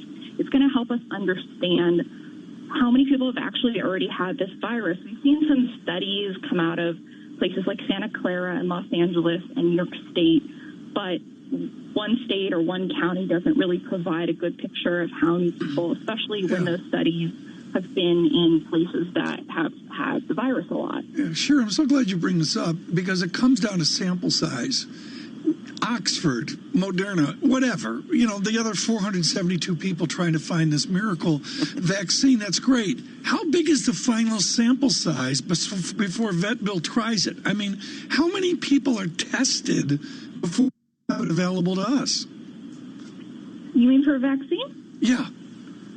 Yeah, they're saying that each phase 3 trial, which is the final stage of a vaccine trial, is going to have about 30,000 people in each candidate. That's a pretty large trial. They need to see how people respond to it and to do this quickly. And so they're looking at doing a fairly large sample size to produce this faster, to get better results, to get it faster. All right, so Shira, the CDC here, I mean, I think the question for a lot of folks is, okay, maybe I've had it. If I've had it, what do my antibodies really mean? Does this mean I don't get it again like some of the other diseases that we've all grown up with? Or is it just means I don't get it for another 3 months or 6 months? Is that something the CDC is trying to get a handle on here? Do we know that? Yeah, scientists are doing research. We saw a study, I think in the last few months, that said that the antibodies only last 2 or 3 months. But that's one study. We need to obviously have a lot more research before we determine how long antibodies are going to last. But that's a really important question that the CDC and other researchers are trying to address. Because if the antibodies don't protect you for a long period of time, that's gonna change how they address the vaccine, how they address possible therapies. Yeah, that's a key point here, and hopefully the good folks down at the CDC in Atlanta will be able to give us some good information there. Shira Stein, thank you so much for joining us. Shira is a Bloomberg Law healthcare reporter. And Tom, I think, as we think about vaccines and treatments, you can't escape it as you look at the futures action today. That's a big, big driver of investor sentiment here, and we see that this morning. Well, we see it in different tranches. We had it earlier with Moderna, and then with the Oxford AstraZeneca news, we had a second tranche. But I think what's so important here, Paul, is, okay, vaccines, and that's the big leap. But all the other news is constructive essentially as well, including Goldman Sachs. I think we need to review that quickly here. Goldman Sachs, in very plain language, delivered on their core business. They really did, and you saw the numbers yesterday at J.P. Morgan and Citi that their trading desks, really drove the day here, and then you can certainly extrapolate that out as the market has to Goldman Sachs. We saw those numbers confirmed today, and that even goes to a Morgan Stanley that we're going to hear from, and so the trading desks on Wall Street are really driving the bus right here, and it's good to see as net interest income remains challenging, but again the trading desks are really delivering, and I'm sure the traders are all saying, hey, remember me at year end when this happens, because I'm here keeping everything going. Futures up 42. Dow futures up 493. The VIX in a big stick, 1.21 points, 28. Back to 31. Now with our news in New York City, here's Michael Barr. Tom, Paul, thank you very much. Coronavirus cases numbers went up in 37 U.S. states. The number of COVID-19 related deaths in America surpassed 136,000. President Trump, speaking from the White House Rose Garden, touted his administration's response to the pandemic, adding that a vaccine will be delivered in record-breaking time. The president also touched on the upcoming election and recent polling. I think we're doing very well in the polls, and I think you have a silent majority, the likes of which this country has never seen before. This is a very important election. We've done a great job. We had to turn it off, as I said, turn it off, and now we've started it again. Mary Trump, the president's niece, is out with her new tell-all book on her uncle. She sat down with ABC's Good Morning America to talk about the book Too Much and Never Enough, How My Family Created the World's Most Dangerous Man. Mary Trump was asked why she is publishing her book now. This country is on a precipice, and we have a decision to make in the not-too-distant future about who we want to be and where we want to go as a country. The White House says the book is full of falsehoods, adding that Mary and the book's publisher, quote, may claim to be acting in the public's interest, but the book is clearly in the author's own financial self-interest. President Trump heads to Atlanta today to announce a new federal rule to speed up the environmental review process for proposed highways, gas pipelines, and other major infrastructure. Global news 24 hours a day on air and on Bloomberg Quick Take, powered by more than 2,700 journalists and analysts in more than 120 countries. I'm Michael Barr. This is Bloomberg. Tom, Paul? Michael Barr, thanks so much. Up bigger, finally a pause. We were up 500 and some points in the Dow. Now up only 484 points, 26,975 in the Dow. SPX futures up 42. With the VIX again, 28.32. And of course, the hallmark feature of all this has been risk on feel with even some modest curve steepening. Is, well, oil somnolent, as they say, the last 3 days. Gold, 18.08 the ounce. Where else are you going to get a data check like this? This is Bloomberg Radio. Elite advisory firms rely on BNY Mellon's Pershing to meet the needs of their most complex clients. Karen Novak, Chief Operating Officer at Pershing Advisor Solutions, explains how. At BNY Mellon's Pershing, we bring customized insights and strategies to help you grow your advisory business and stay on the leading edge. We can support the needs of your most sophisticated clients with a full range of investment and wealth management solutions, from access to private banking to consolidated bank and brokerage custody. Learn why so many of the largest advisory firms turn to us for the financial strength and high-touch service that BNY Mellon's Pershing can provide. Are you well positioned to stand out from your competition? Learn more at Pershing.com or call 800-445-4467. Brokerage custody provided by Pershing LLC and other services provided by Pershing Advisor Solutions LLC. Both members of FINRA and SIPC. Private banking and bank custody provided by BNY Mellon N.A. Member FDIC. Jenny Liss, Jewish communal leader and philanthropist, talks about why she chose the Jewish Communal Fund for her family's charitable giving. For a lot of people, it would be the convenience factor. I don't have to track anything. If charitable giving is an important part of your life, JCF can help you organize your philanthropy with our donor-advised fund. A fund can be established with a minimum tax-deductible contribution of $5,000. Make grants to your favorite charities, and JCF handles all the administration and reporting. At the year end, our board awards community grants from fees and endowment income to UJ's annual campaign. We also make gifts to specific organizations, the elderly, Holocaust survivors, the hungry. The fact that we come together as a community at the end of the year to build community, that's what makes us different. Get better at giving back. To find out more about JCF's impact, visit jcfny.org and download the Giving Report. JCF, we have a gift for giving. Influential conversation. Eurotunnel Le Shuttle is a safer way to get to France and beyond, with social distancing built in. There's no scrum at security, hanging around for your bags, or shouldering strangers in your seat. With Eurotunnel Le Shuttle, simply drive on at Folkestone and stay in your car comfortably. Then drive off 35 minutes later. Stay safe. Go Tunnel, Eurotunnel Le Shuttle, a safer way to France and beyond. London. Toolstation are here to help get your job safely started and finished, with over 60 branches within the M25. All open with social distancing and contactless click and collect from 5 minutes. And with 20,000 top trade quality products to choose from. Order online now for collection in London branches and get £5 off when you spend over £30 with the code LON530. So, get your job started at toolstation.com. Terms and conditions apply. What have you missed the most? A haircut?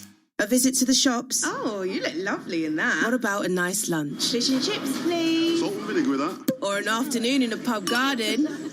Fancy a casual bike ride? Or perhaps something a little more intense? Or maybe you want a relaxing day out. Whatever you've missed, get out there and enjoy it again safely. Find out how at gov.uk/enjoy summer safely. 17 on Wall Street, and we have breaking economic news crossing the Bloomberg. Here's Vinny Daljudice with the latest. Vinny, good morning.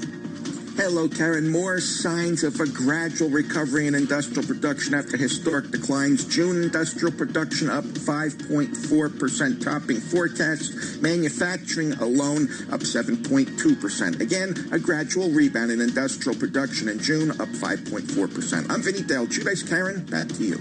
All right, Vinny, thank you. And futures remain higher following that report. S&P futures up about 44 points. Dow futures up 495. NASDAQ futures up 68. The DAX in Germany up 1.8%.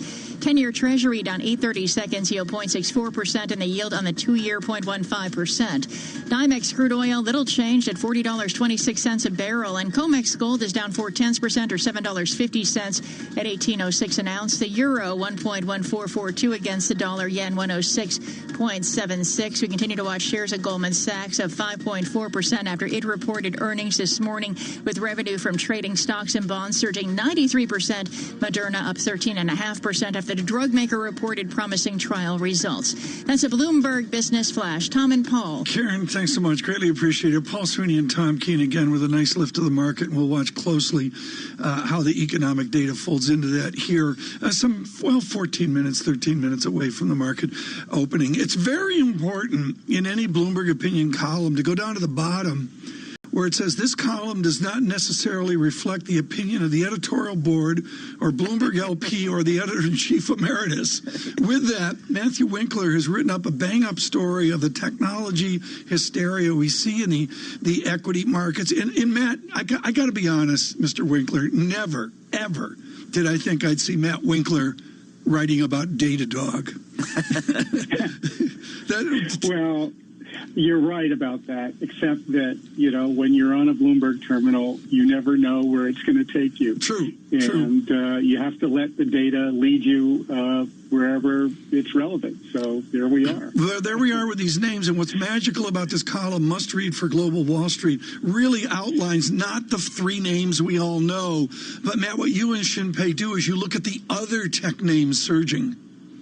Yes, that's right. You mentioned a very important part of what I do, which is my colleague Shinpei. And we go through the data on the Bloomberg. And just dissecting the market in the second quarter, what we found was that the 10 winners weren't the companies that everybody talks about. They were, as you said, Datadog, which is up 142%. It provides tools for monitoring infrastructure, application performance, log management for cloud computing firms and music streaming companies. And then there's San Francisco-based Twilio, which is up 145%. And that's a cloud computing powerhouse. Stockholm Spotify is up 113%. Square Inc., I could go on. You get the idea. One of them should be known to everybody, DocuSign. Those of us who serve on boards are finding out that we don't have to be there physically because we can do all the signing remotely with electronic signature solutions. And that's what DocuSign does, and it's up 86%. So these are the companies that really are leading the stock market as we know it since the second quarter began. And what does that tell us? That's called the stay-at-home economy. That's the economy that continues to grow, but it grows because people are actually able to do things much more efficiently than they otherwise would because they have this problem. They have to stay at home. Matt, is there a sense that a lot of these names will give back these gains when and if we get back to normal, or is this something reflecting maybe, the society's changing, the whole workflow environment is changing? I think it's the latter, and that's an opinion. I'm not qualified to really give you an analytical answer to that. And the reason why I believe that is, as I said, what these companies are doing is creating efficiency. Yep. And what do investors get excited about? The future. So if they see a future where people are able to do things much more efficiently than they have in the past, then those solutions are going to be with us. They're not going to go away. I should have mentioned, it doesn't need mentioning, but, look at Tesla, for example. I know you're going there. It's in a class by itself. I mean, it is. What is Tesla? It's not just battery-powered zero-emission vehicles. It's the undisputed leader in online sales, touchless delivery, perpetually downloaded vehicle enhancements. Okay?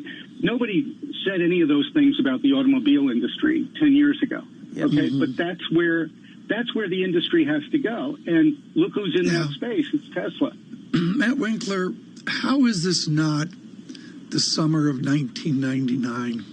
Or the spring of 2000. I mean, this is right before I met you, Matt, and it was silly. I remember listening, Matt, in a restaurant. This happens to be Boston. We say good morning, 106.1 FM, to the giddiness, Matt, of that era. I don't hear that giddiness now in technology. How is this different? Well, for one thing, if you look at the shares of the 500 largest U.S. companies measured by market capitalization, okay, they gained 44% between late March and mid-June, after declining 24% when the pandemic first struck. Although the market remains higher than at almost any point prior to 2020, the S&P 500 rally, is really unlike any preceding it. There are, for example, since March, fewer than 10 of the biggest companies hit their 52-week high on a daily basis. And the figure was 31 in 2019. It was 27 in 18. It was 40 in 2017, 24 in 16, and 21 in 15. So this is not really a robust market. It's a very particular market, and I would say in some ways rational, because lots of companies are not doing well. as you would expect. They shouldn't do well because the greater economy is a travesty. But there are companies that are growing, and they're growing precisely for the reasons that we've already discussed, and that's rational. Whereas if you go back to 99, who knew where the dot-com world was going to take us? So everybody just piled in, and I agree. I agree. Dot-com exploded, whereas now it's much more selective. Matt, I just got a message in from the keepers of the Dow Jones Industrial Average, and they said, no, Mr. Keene, we're not considering Datadog as a Dow component. You're not going to make it a Dow component, Matt. Even if Matt Winkler writes about it. Matt Winkler writes about it. We're not going to make it a Dow component. Matthew Winkler, folks, editor-in-chief emeritus with Bloomberg News, and I'll get its story out on Twitter at some point. Extraordinary effort on all these other techniques. To this, Matt gave me the David Wilson explain what the company does infrastructure thing. Even after Winkler's announcement of what Datadog is, I still don't have a clue what Datadog is. No, but it's a great name, and it sticks in your mind. And, I think a lot of folks do get it, Tom. A lot of people do, a lot smarter than us, do understand what's going on there on the tech side and the cloud, and they're investing and they're buying, and the stock is reflecting it. A little bit of a pullback here. We had a lot of 45 minutes, an hour ago. We were up over 500 points on the Dow. SPX futures up 41, up 46 earlier. Dow futures 470. VIX comes in as you'd expect, a full stick 28.33. Well, it'd be really interesting to see how this market opens. Apple, you got to look at Apple after that huge victory for the Republic of Ireland on taxes and Europe. Stay with us. This is Bloomberg. Hey, y'all, Jeff Foxworthy here. Now, if you've ever found yourself repeating the same thing over and over for 75 years, you might be Smokey Bear. Only you can prevent wildfires. That's why I'm filling in for Smokey to switch things up, because there's a lot more to say. And I should know because my grandfather was a firefighter. And one of the things he taught me is that the people that love the outdoors the most are often the ones accidentally starting wildfires, which means always BYOB. No, bring your own bucket to the campfire. And be extra careful with things like burning yard trimmings. Don't just walk away, or chances are you might be starting a wildfire. So for the love of the outdoors, go to SmokeyBear.com to learn more about wildfire prevention. Brought to you by the U.S. Forest Service, your state forester, and the Ad Council. I've always wanted to learn another language, but every time I try, it never sticks. So I decided to give Babbel a try, and I really like the teaching method of the app. I started with the beginner lesson on Babbel, and it starts with simple words and phrases, and soon you're putting those words into a conversation. Each lesson takes about 10 to 15 minutes, and they're all really different, which keeps things interesting. The app is really smart. It actually keeps track of the words I'm struggling with so I can practice them and get better. I chose Babbel because it was created by real language teachers. They built it around real life, how people actually communicate, and what they care about. I can't wait to use my new language skills in the real world. Dos cervezas, por favor. With Babbel, get conversational in Spanish, French, German, and more. It just takes 10 to 15 minutes a day. Now try Babbel free. Just go to Babbel.com and start learning a new language today. That's Babbel.com. Babbel.com. This is a Bloomberg Money Minute. Stock futures are... Eurotunnel Le Shuttle is a safer way to get to France and beyond, with social distancing built in. There's no scrum at security, hanging around for your bags, or shouldering strangers in your seat. With Eurotunnel Le Shuttle, simply drive on at Folkestone and stay in your car comfortably. Then drive off 35 minutes later. Stay safe. Go Tunnel, Eurotunnel Le Shuttle, a safer way to France and beyond. So I often struggled at school. Once, when we had a maths test, I looked around the room and everyone was just doing it. And I couldn't, and I began to cry. But my teacher came over and said, it might look like one big problem, but it's just a handful of small ones, and you can deal with that. I hear her voice in my head for every problem I face to this day. Teaching. Every lesson shapes a life. You could get £26,000 tax-free to train as a teacher. Subject to eligibility, selected subjects only. Search Get Into Teaching. It's time to look forward to that first dip in the pool, to getting back to what really matters, and to someone else doing the cooking for a change. Look forward to the warm sea breeze against your skin, to carefree days and new adventures, and to smiling from the second you land. Welcome back to looking forward. Welcome back to TUI. Discover your smile. Atoll Protected. Casting live from the Bloomberg Interactive Broker Studio in New York. Bloomberg 1130 to Washington, D.C. Bloomberg 99.1 to Boston. Bloomberg 106.1 to San Francisco. Bloomberg 960 to the country. Sirius XM Channel 119 and around the globe. The Bloomberg Business app and BloombergRadio.com. This is Bloomberg Surveillance. Good morning. I'm Karen Moscow, along with Tom Keene and Paul Sweeney, and the opening bell is brought to you by SEI. Visionary asset managers find opportunity where others are challenged. Exploit disruption's potential with SEI's global operating platform. Find out how at SEIC.com/IMS. And the S&P 500 is higher at the open, up 1.1% or 34 points at 3231. The Dow Jones Industrial Average up 1.4% or 375 points at 27,014. And the Nasdaq's up about 0.8% or 78 points at 10,564. 10-year Treasury down 6/30 seconds, yield 0.64%. The yield on the 2-year 0.15%. NYMEX crude oil is up 0.4% or 17 cents at $40.46 a barrel. And COMEX gold is down 0.33% or $5.60 at 1807.80 an ounce. The euro 1.1445 against the dollar. The yen 106.72. Tom and Paul. Karen, thank you so much. I think I've said 6 times today it's the interview of the day. I did that with the great Michael Holland, of course, a legend on Wall Street, someone with confidence to invest in America. Certainly Michael McKee in his important discussion with the president of the Philadelphia Fed, Mr. Harker, and many other moments. For those of you on Global Wall Street worried about the delta, the gamma, and the theta, I'm sorry, this is the interview of the day. We're going to try to make sense of this with Greg Bottle with BNP Paribas with some real sophisticated excellence. Greg, I'm going to get a little nerdy here, but let's start with something I don't believe in, which is volume analysis. When you look at the participation in the market daily, monthly, is this a loved market? I mean, is everybody on board, or are we going up a massive, massive wall of worry? No, I mean, I think climbing the wall of worry is certainly one of the themes we're thinking about, Tom. When we look at some of the positioning data, things like the CFTC buy-side positioning data, it still looks like those institutions are still very underweight U.S. equities. So we have a lot of reservations about some of the fundamentals in H2, but the pain trade for a lot of institutions is on the upside. So what this means, folks, is if you look at something that trends better than not, which is commodities, you can look at the calculus of the second derivative and the fancy word convexity.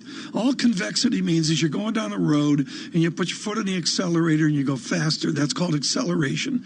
So what I want to know, Greg Bottle, is we can measure convexity in fixed income, commodities, etc. Do you see convexity in the equity market where it's feeding on itself? We certainly have seen that this year, but we think it's potentially going to start to fade. So we obviously had one of the fastest crashes that the equity market has seen in 100 years in March. And then what we've seen is a very rapid rebound. And we think part of that is driven by the positioning we touched on earlier. But we do think here we are in a little bit more of a range-bound environment. And we think that the rate of change is going to slow going forward. So we're seeing some great economic data. But again, there's base effects there. And we think the rate of change in the economic data will slow. And we think it's going to be much harder for equities to sustain the type of moves that we've seen over the last couple of months. All right, let's go there, Greg. I mean, Tom likes to call out for our listeners of surveillance volatility in the marketplace, the VIX, and we're sitting here at the VIX at 28 here, much higher than we're typically used to. How do traders, the pros that you talk to, how are they playing the volatility in this market? Yeah, I think it's really difficult at the moment because there's certainly some very contradictory evidence. You know, the S&P hasn't moved more than 2% in a day for the last 2 weeks. So a VIX around 30, and the VIX got up to 33 yesterday. It looks too high in that context. But it was only around a month ago that we had a 6% down day in the S&P. So there's a lot of different crosswinds. Our views is that we're going to continue to see a lot of choppiness in the market, a lot of intraday volatility, but perhaps more of a trading range over an extended period. So I think that gives people opportunity to trade around positions. And we could see something similar in the VIX. We've seen quite a lot of volatility in the VIX itself, but it has settled into a little bit more of a trading range. So I think there's room for the VIX to potentially compress, but it's hard to see it getting below 25 when there are so many crosswinds in the market at the moment.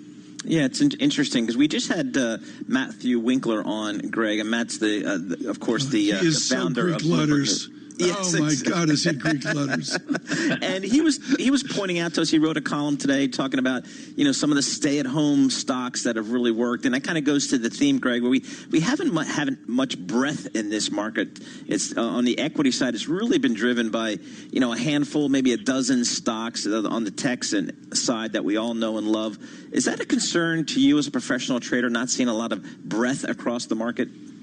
Yeah, it's absolutely a really interesting theme. I think you're right to touch on that. It has been very narrow. And it's one of the things that I see as almost a prerequisite now for the market to break through and make new highs. So 32, 33 on the S&P was the June 8th high. And we're coming close to the top end of that range. But it's certainly been our view at BNP that if we're going to see a more sustained breakout from equities, then it needs to be driven by better economic data and hopes of actual economic recovery. And I think in that environment, that's where you'll start to see rotation, and you'll start to see the value of the Russell, the industrials outperform. There was, the Russell, and over to that, folks, and you've got the equal-weighted Standard & Poor's 500, which is very, very different. Of course, the Dow's all out of whack on a percentage basis. Greg, for those that are doing some form of derivative strategies, even if they don't know they are, which is a lot of the public, you got to re-hedge at some point. You got a timeline to the end of your derivative transaction, and then you have to reset your belief. What's the danger now for everybody resetting after this ginormous 12-stock rally?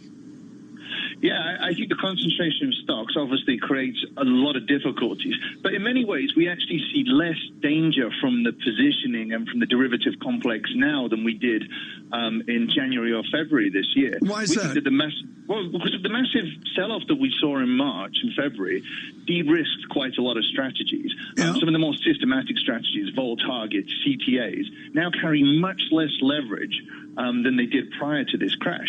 So although we're exhibiting much more volatility on a daily basis, it makes the ability to have a shock that forces strategies to delever much harder to realize. Here's the money question for Global Wall Street. For all of you where you're spinning, you're on the side of the road going, Delta, Gamma, what is he talking about? Gamma's off the Garden State Parkway, folks, for those of you out in New Jersey. Greg Bowdle, this is a really, really important question. You and I know you build leverage in good times. It feeds on itself. I bought Apple. I made $6. I sold it. I made another trade. I bought a red Porsche, red Ferrari, whatever, and leverage picks up. Are we doing that this time, or is this a leverage build-up free market? Well, I think there are different pockets of leverage. So we've seen potentially the retail community add a lot of leverage, but the institutional players not necessarily add that much leverage. And the systematic strategies, importantly, are much slower to re-lever than they are to de-lever. So we think there's much less leverage in the system now than there was in January or February. We do think it's starting to slowly rebuild, but I think that is something that would cushion a de-risking, the fact that there is not enough leverage in the system to spark a kind of replay of February, March. Greg, are you concerned at all that retail investors are jumping into this market here? We hear a lot about Robinhood, and the term I haven't heard in since really arguably the 2000 timeframe, day traders, and I hear that just so much more often. Message boards and stocks and SPACs and things like that. Are you concerned that the retailers are getting into this market and maybe suggesting a little bit of frothiness? I think it's always dangerous when you have people chase returns and chase trends when there's leverage involved. So leverage is often the thing which gets kind of people or markets into trouble. I mean, the one thing which makes me less concerned about it from a market perspective is the fact that it seems to be something that's more focused in the retail community, whereas the institutional side seems more delevered than it was prior to this sell-off. So I do think that naturally provides a little bit of balance, but clearly if you're in that retail segment and you're running a lot of leverage, then you do have to be careful. Greg Battle, thank you so much. We appreciate that. Greg Battle, really BNP Paribas, U.S. Head of Equity Derivative Strategy, with some smart talk, smart discussion there, Tom. It's kind of how some of the pros out there are positioning their portfolios. Matt Winkler just emailed in and said, more talk on Vega. We need that as well. Paul, I want to take a moment here for Roger Altman. He happens to be a Red Sox fan, so I'm a little biased on that. But the gentleman from Brookline, Massachusetts, has been appointed senior chairman at his Evercore. Really a wonderful announcement. He and Mr. Schlosstein built Evercore. All of his work at Lehman. He was the youngest partner ever at Lehman. I didn't know that. I didn't know that. Yep. And interesting. I mean, just a giant on Wall Street. And Evercore, is really built upon just deep industry knowledge. And relationships. And relationships. They don't do all things for all people, but where they do focus, they throw the resources there, whether it's research, sales and trading, and, of course, the great advisory work they provide. And all the Republicans would agree. Mr. Altman, of course, with a Democratic skew, really going back to Bobby Kennedy, with his public service to the nation under various and sundry, as they say, Democratic leaders. But a very vital Roger Altman, appointed senior chairman at Evercore, and Mr. Schlosstein and young Weinberg will take over the Evercore ship, which is very good to see. We're up 318 points on the Dow, the VIX 28.80. With our news in New York City, here's Michael Barr. Tom, Paul, thank you very much. Biotech company Moderna has released the first results of its coronavirus trial, and the initial results are promising.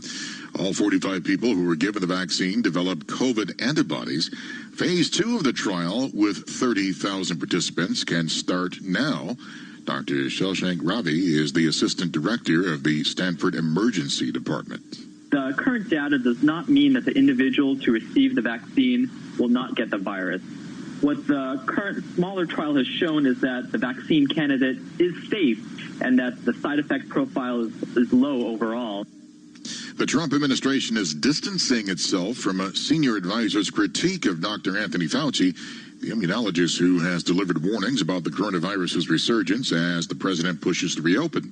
Peter Navarro, the White House director for the Office of Trade and Manufacturing Policy, wrote an op-ed published in USA Today criticizing Fauci. Navarro wrote, "When you ask me whether I listen to Dr. Fauci's advice, my answer is only with skepticism and caution." The White House spokeswoman says Navarro is speaking for himself. Mary Trump, the president's niece, is out with her new tell-all book on Donald Trump. She spoke with ABC's Good Morning America to talk about her book, Too Much and Never Enough, How My Family Created the World's Most Dangerous Man. 4 months into Trump's presidency, Mary Trump visited her uncle in the Oval Office, telling him, quote, "Don't let them get you down." I thought his response was actually more enlightening than my statement. And he said, "They won't get me." And so far, looks like he's right. The White House says the book is full of falsehoods, adding that Mary and the book's publisher, quote, may claim to be acting in the public's interest, but this book is clearly in the author's own financial self-interest.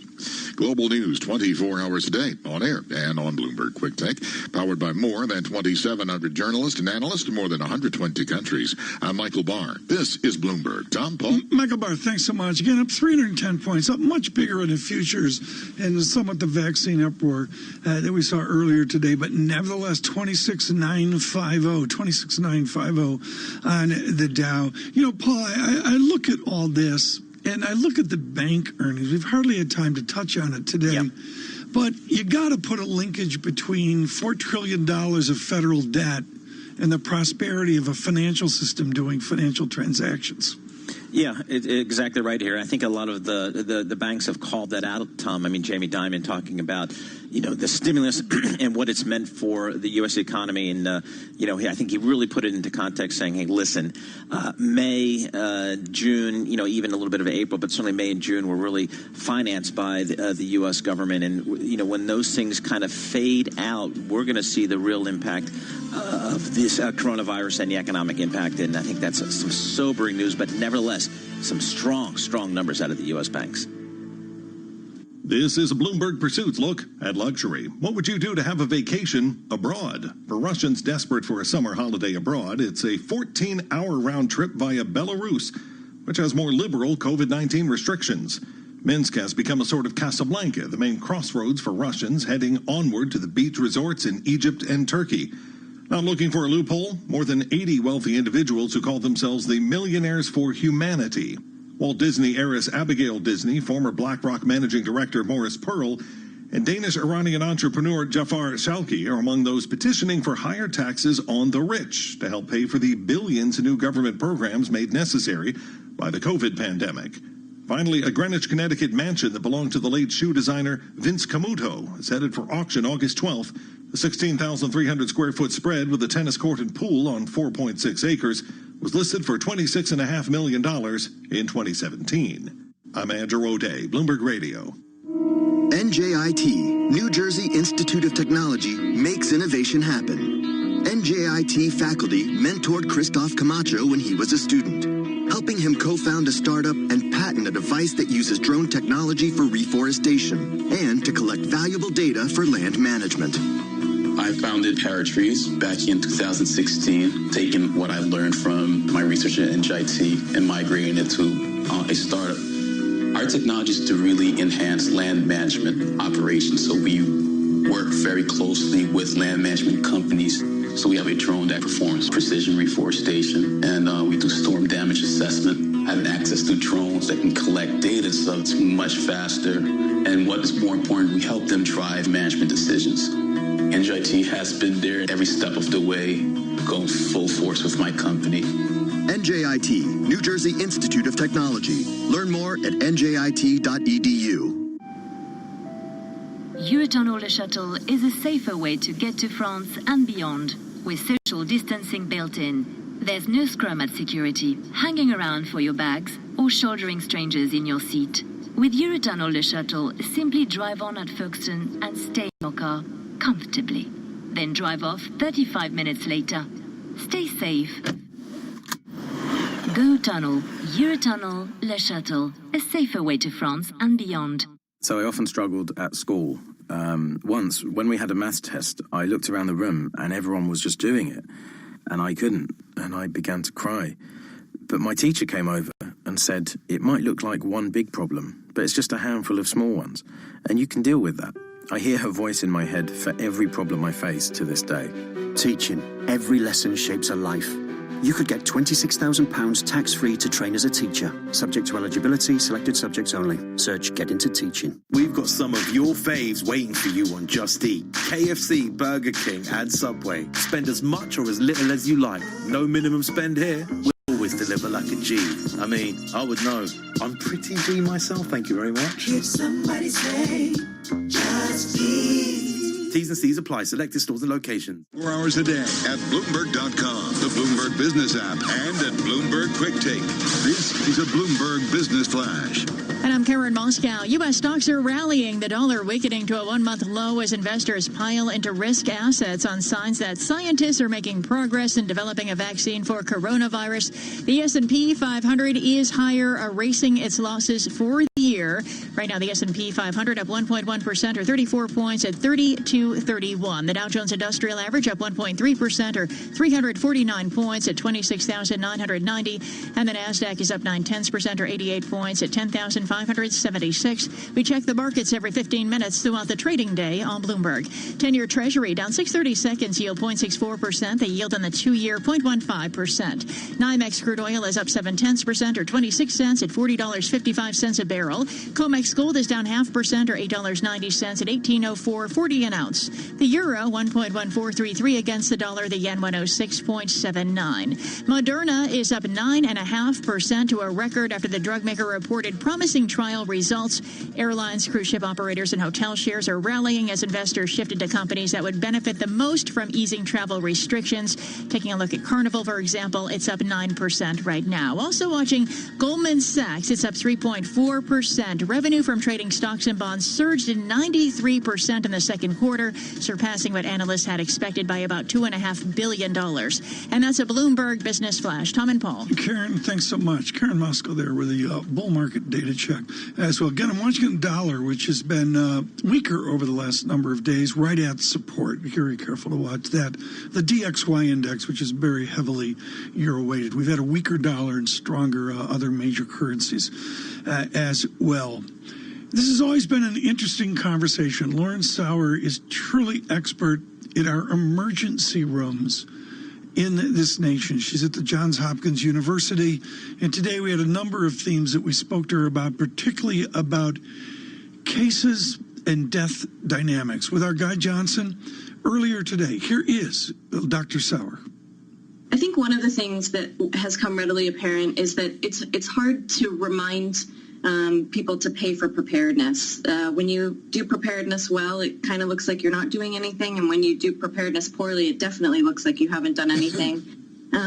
So that constant reminder that we need to invest in public health preparedness infrastructure has by the wayside, and I think this is the aftermath of that, and we really need to start from scratch and build up our public health infrastructure, especially our public health IT infrastructure now. To your wheelhouse, in an emergency room in Miami, Florida, in Phoenix, Arizona, at Dr. Hotez's Baylor in Texas, what's the difference in the cases to death dynamic now versus the cases to death dynamic in New York of 3 and 4 months ago? What have we learned? What's better? What's better is how we manage these patients, for sure. We do have remdesivir, which is a important tool in our toolkit. We've learned so much more about how this virus works, how you manage these patients, how you manage the hypoxia, and how you move them through the hospital system. The infection to death dynamic is changing, and with the reopenings that we've seen across the country, we're seeing a lagging death rate. So while right this second it might look like the death rate is lower, we're already starting to see it creep up and follow that increased case and transmission dynamic rate. Lauren, do you think there is a growing sense in the United States that there will be a vaccine? That vaccine will come soon. We've had news out of Moderna this morning in terms of the trials that they are doing. Is that creating a false sense of safety, do you think? I'm not sure if it's creating a false sense of safety. Possibly early when people are seeing the news, they're starting to relax and thinking that a vaccine may come soon. I think it is creating a bit of excitement, and we still have a long way to go in both of those vaccines. The Moderna news that 45 people produced neutralizing antibodies is very exciting, but it was phase 1 data, and there's a long way to go before you complete a phase 3 trial and get the vaccine broadly to the public. Those are two of approximately 150 vaccine candidates that are out there. So I think everyone thinks that we're going to have a vaccine for this. What that means and how often you have to get that vaccine, does it look like a one-time vaccine? Does it look like the flu vaccine that you have to get every year? We're still waiting to see how long people maintain those neutralizing antibodies, how long immunity is conferred. And so I think there's cautious optimism is what I would say.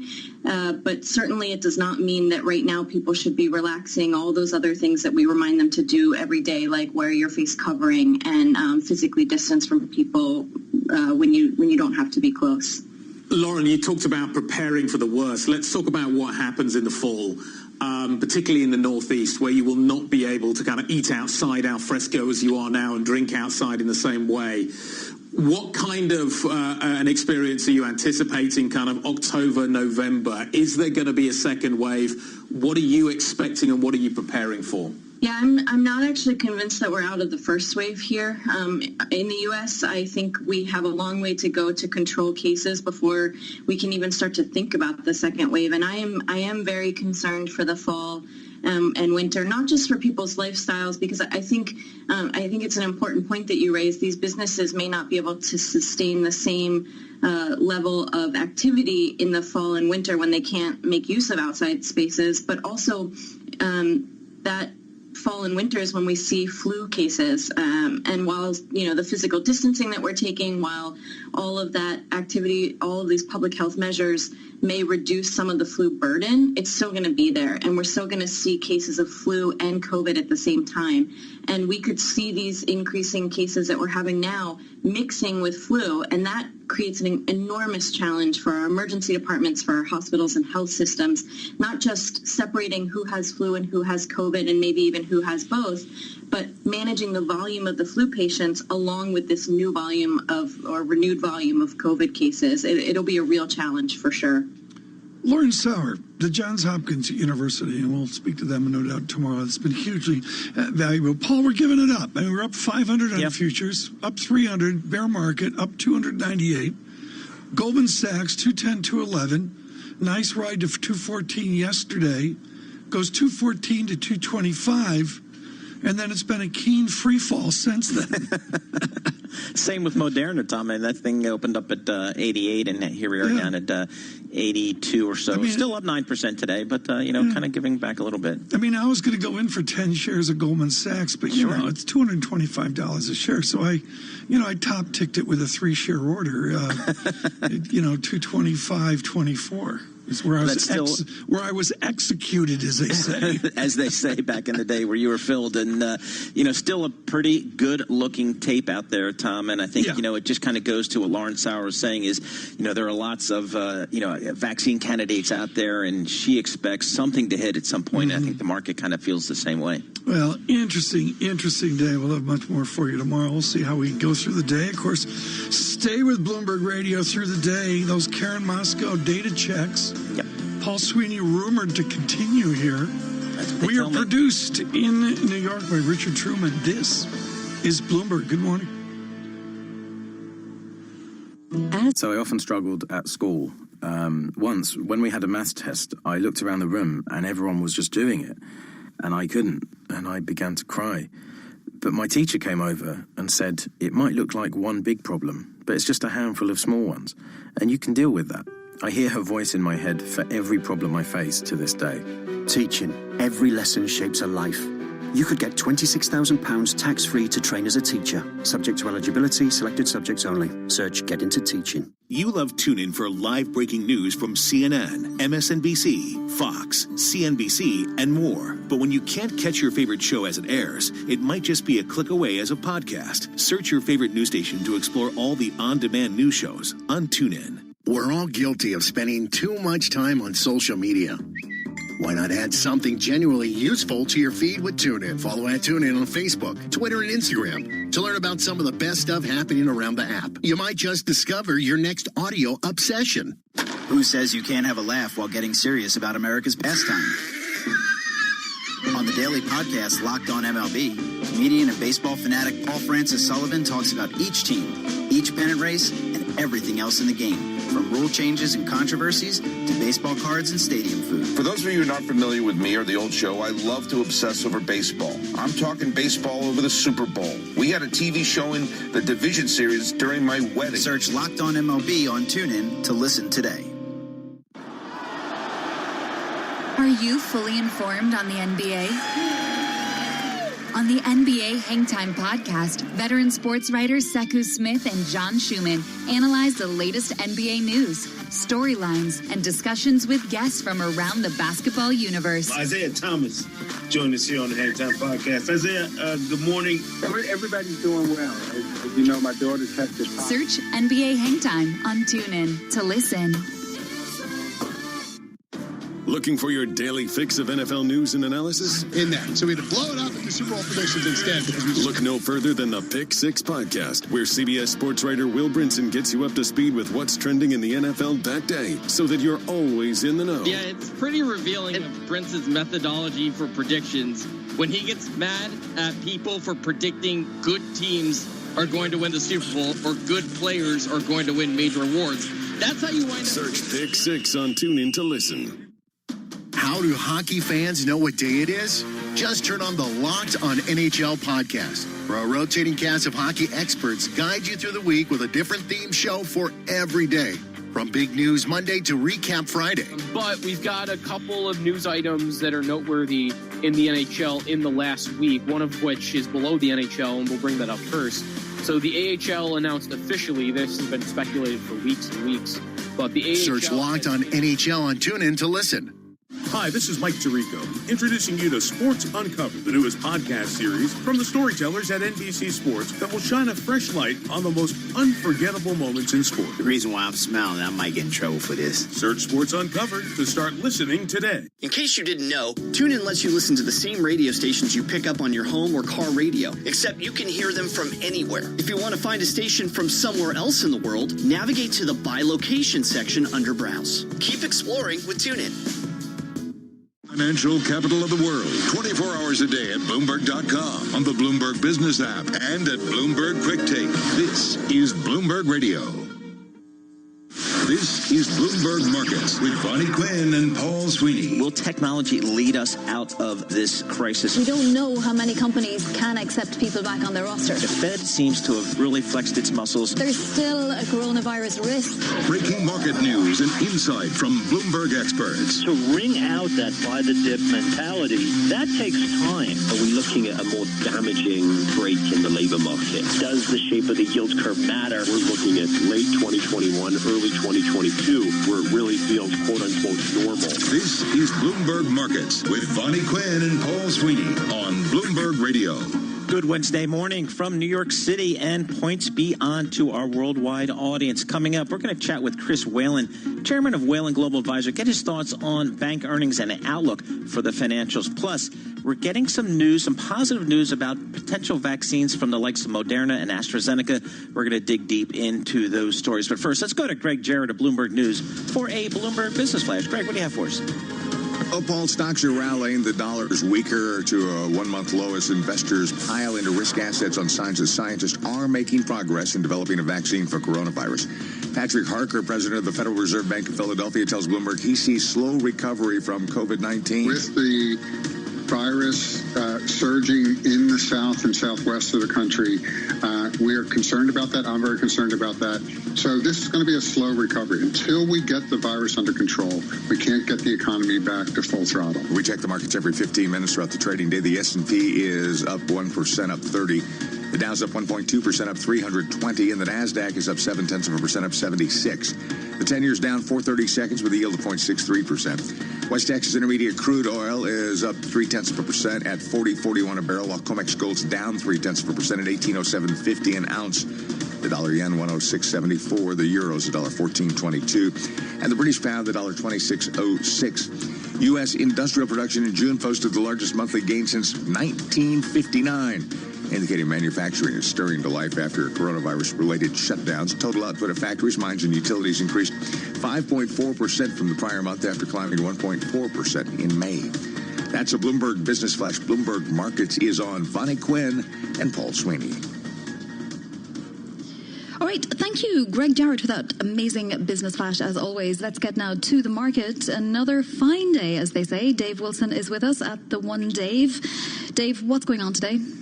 Well, really, it's sort of an affirmation that people like what they're seeing when it comes to progress on COVID-19 vaccines. You know, Paul mentioned Moderna and AstraZeneca, so you really got sort of a twofer in that regard. Moderna coming out with the results from its initial safety trial that showed the vaccine they're working on produced antibodies in all the patients who participated. So, you know, I mean, there were some side effects, but nothing that would keep the drug from moving on to the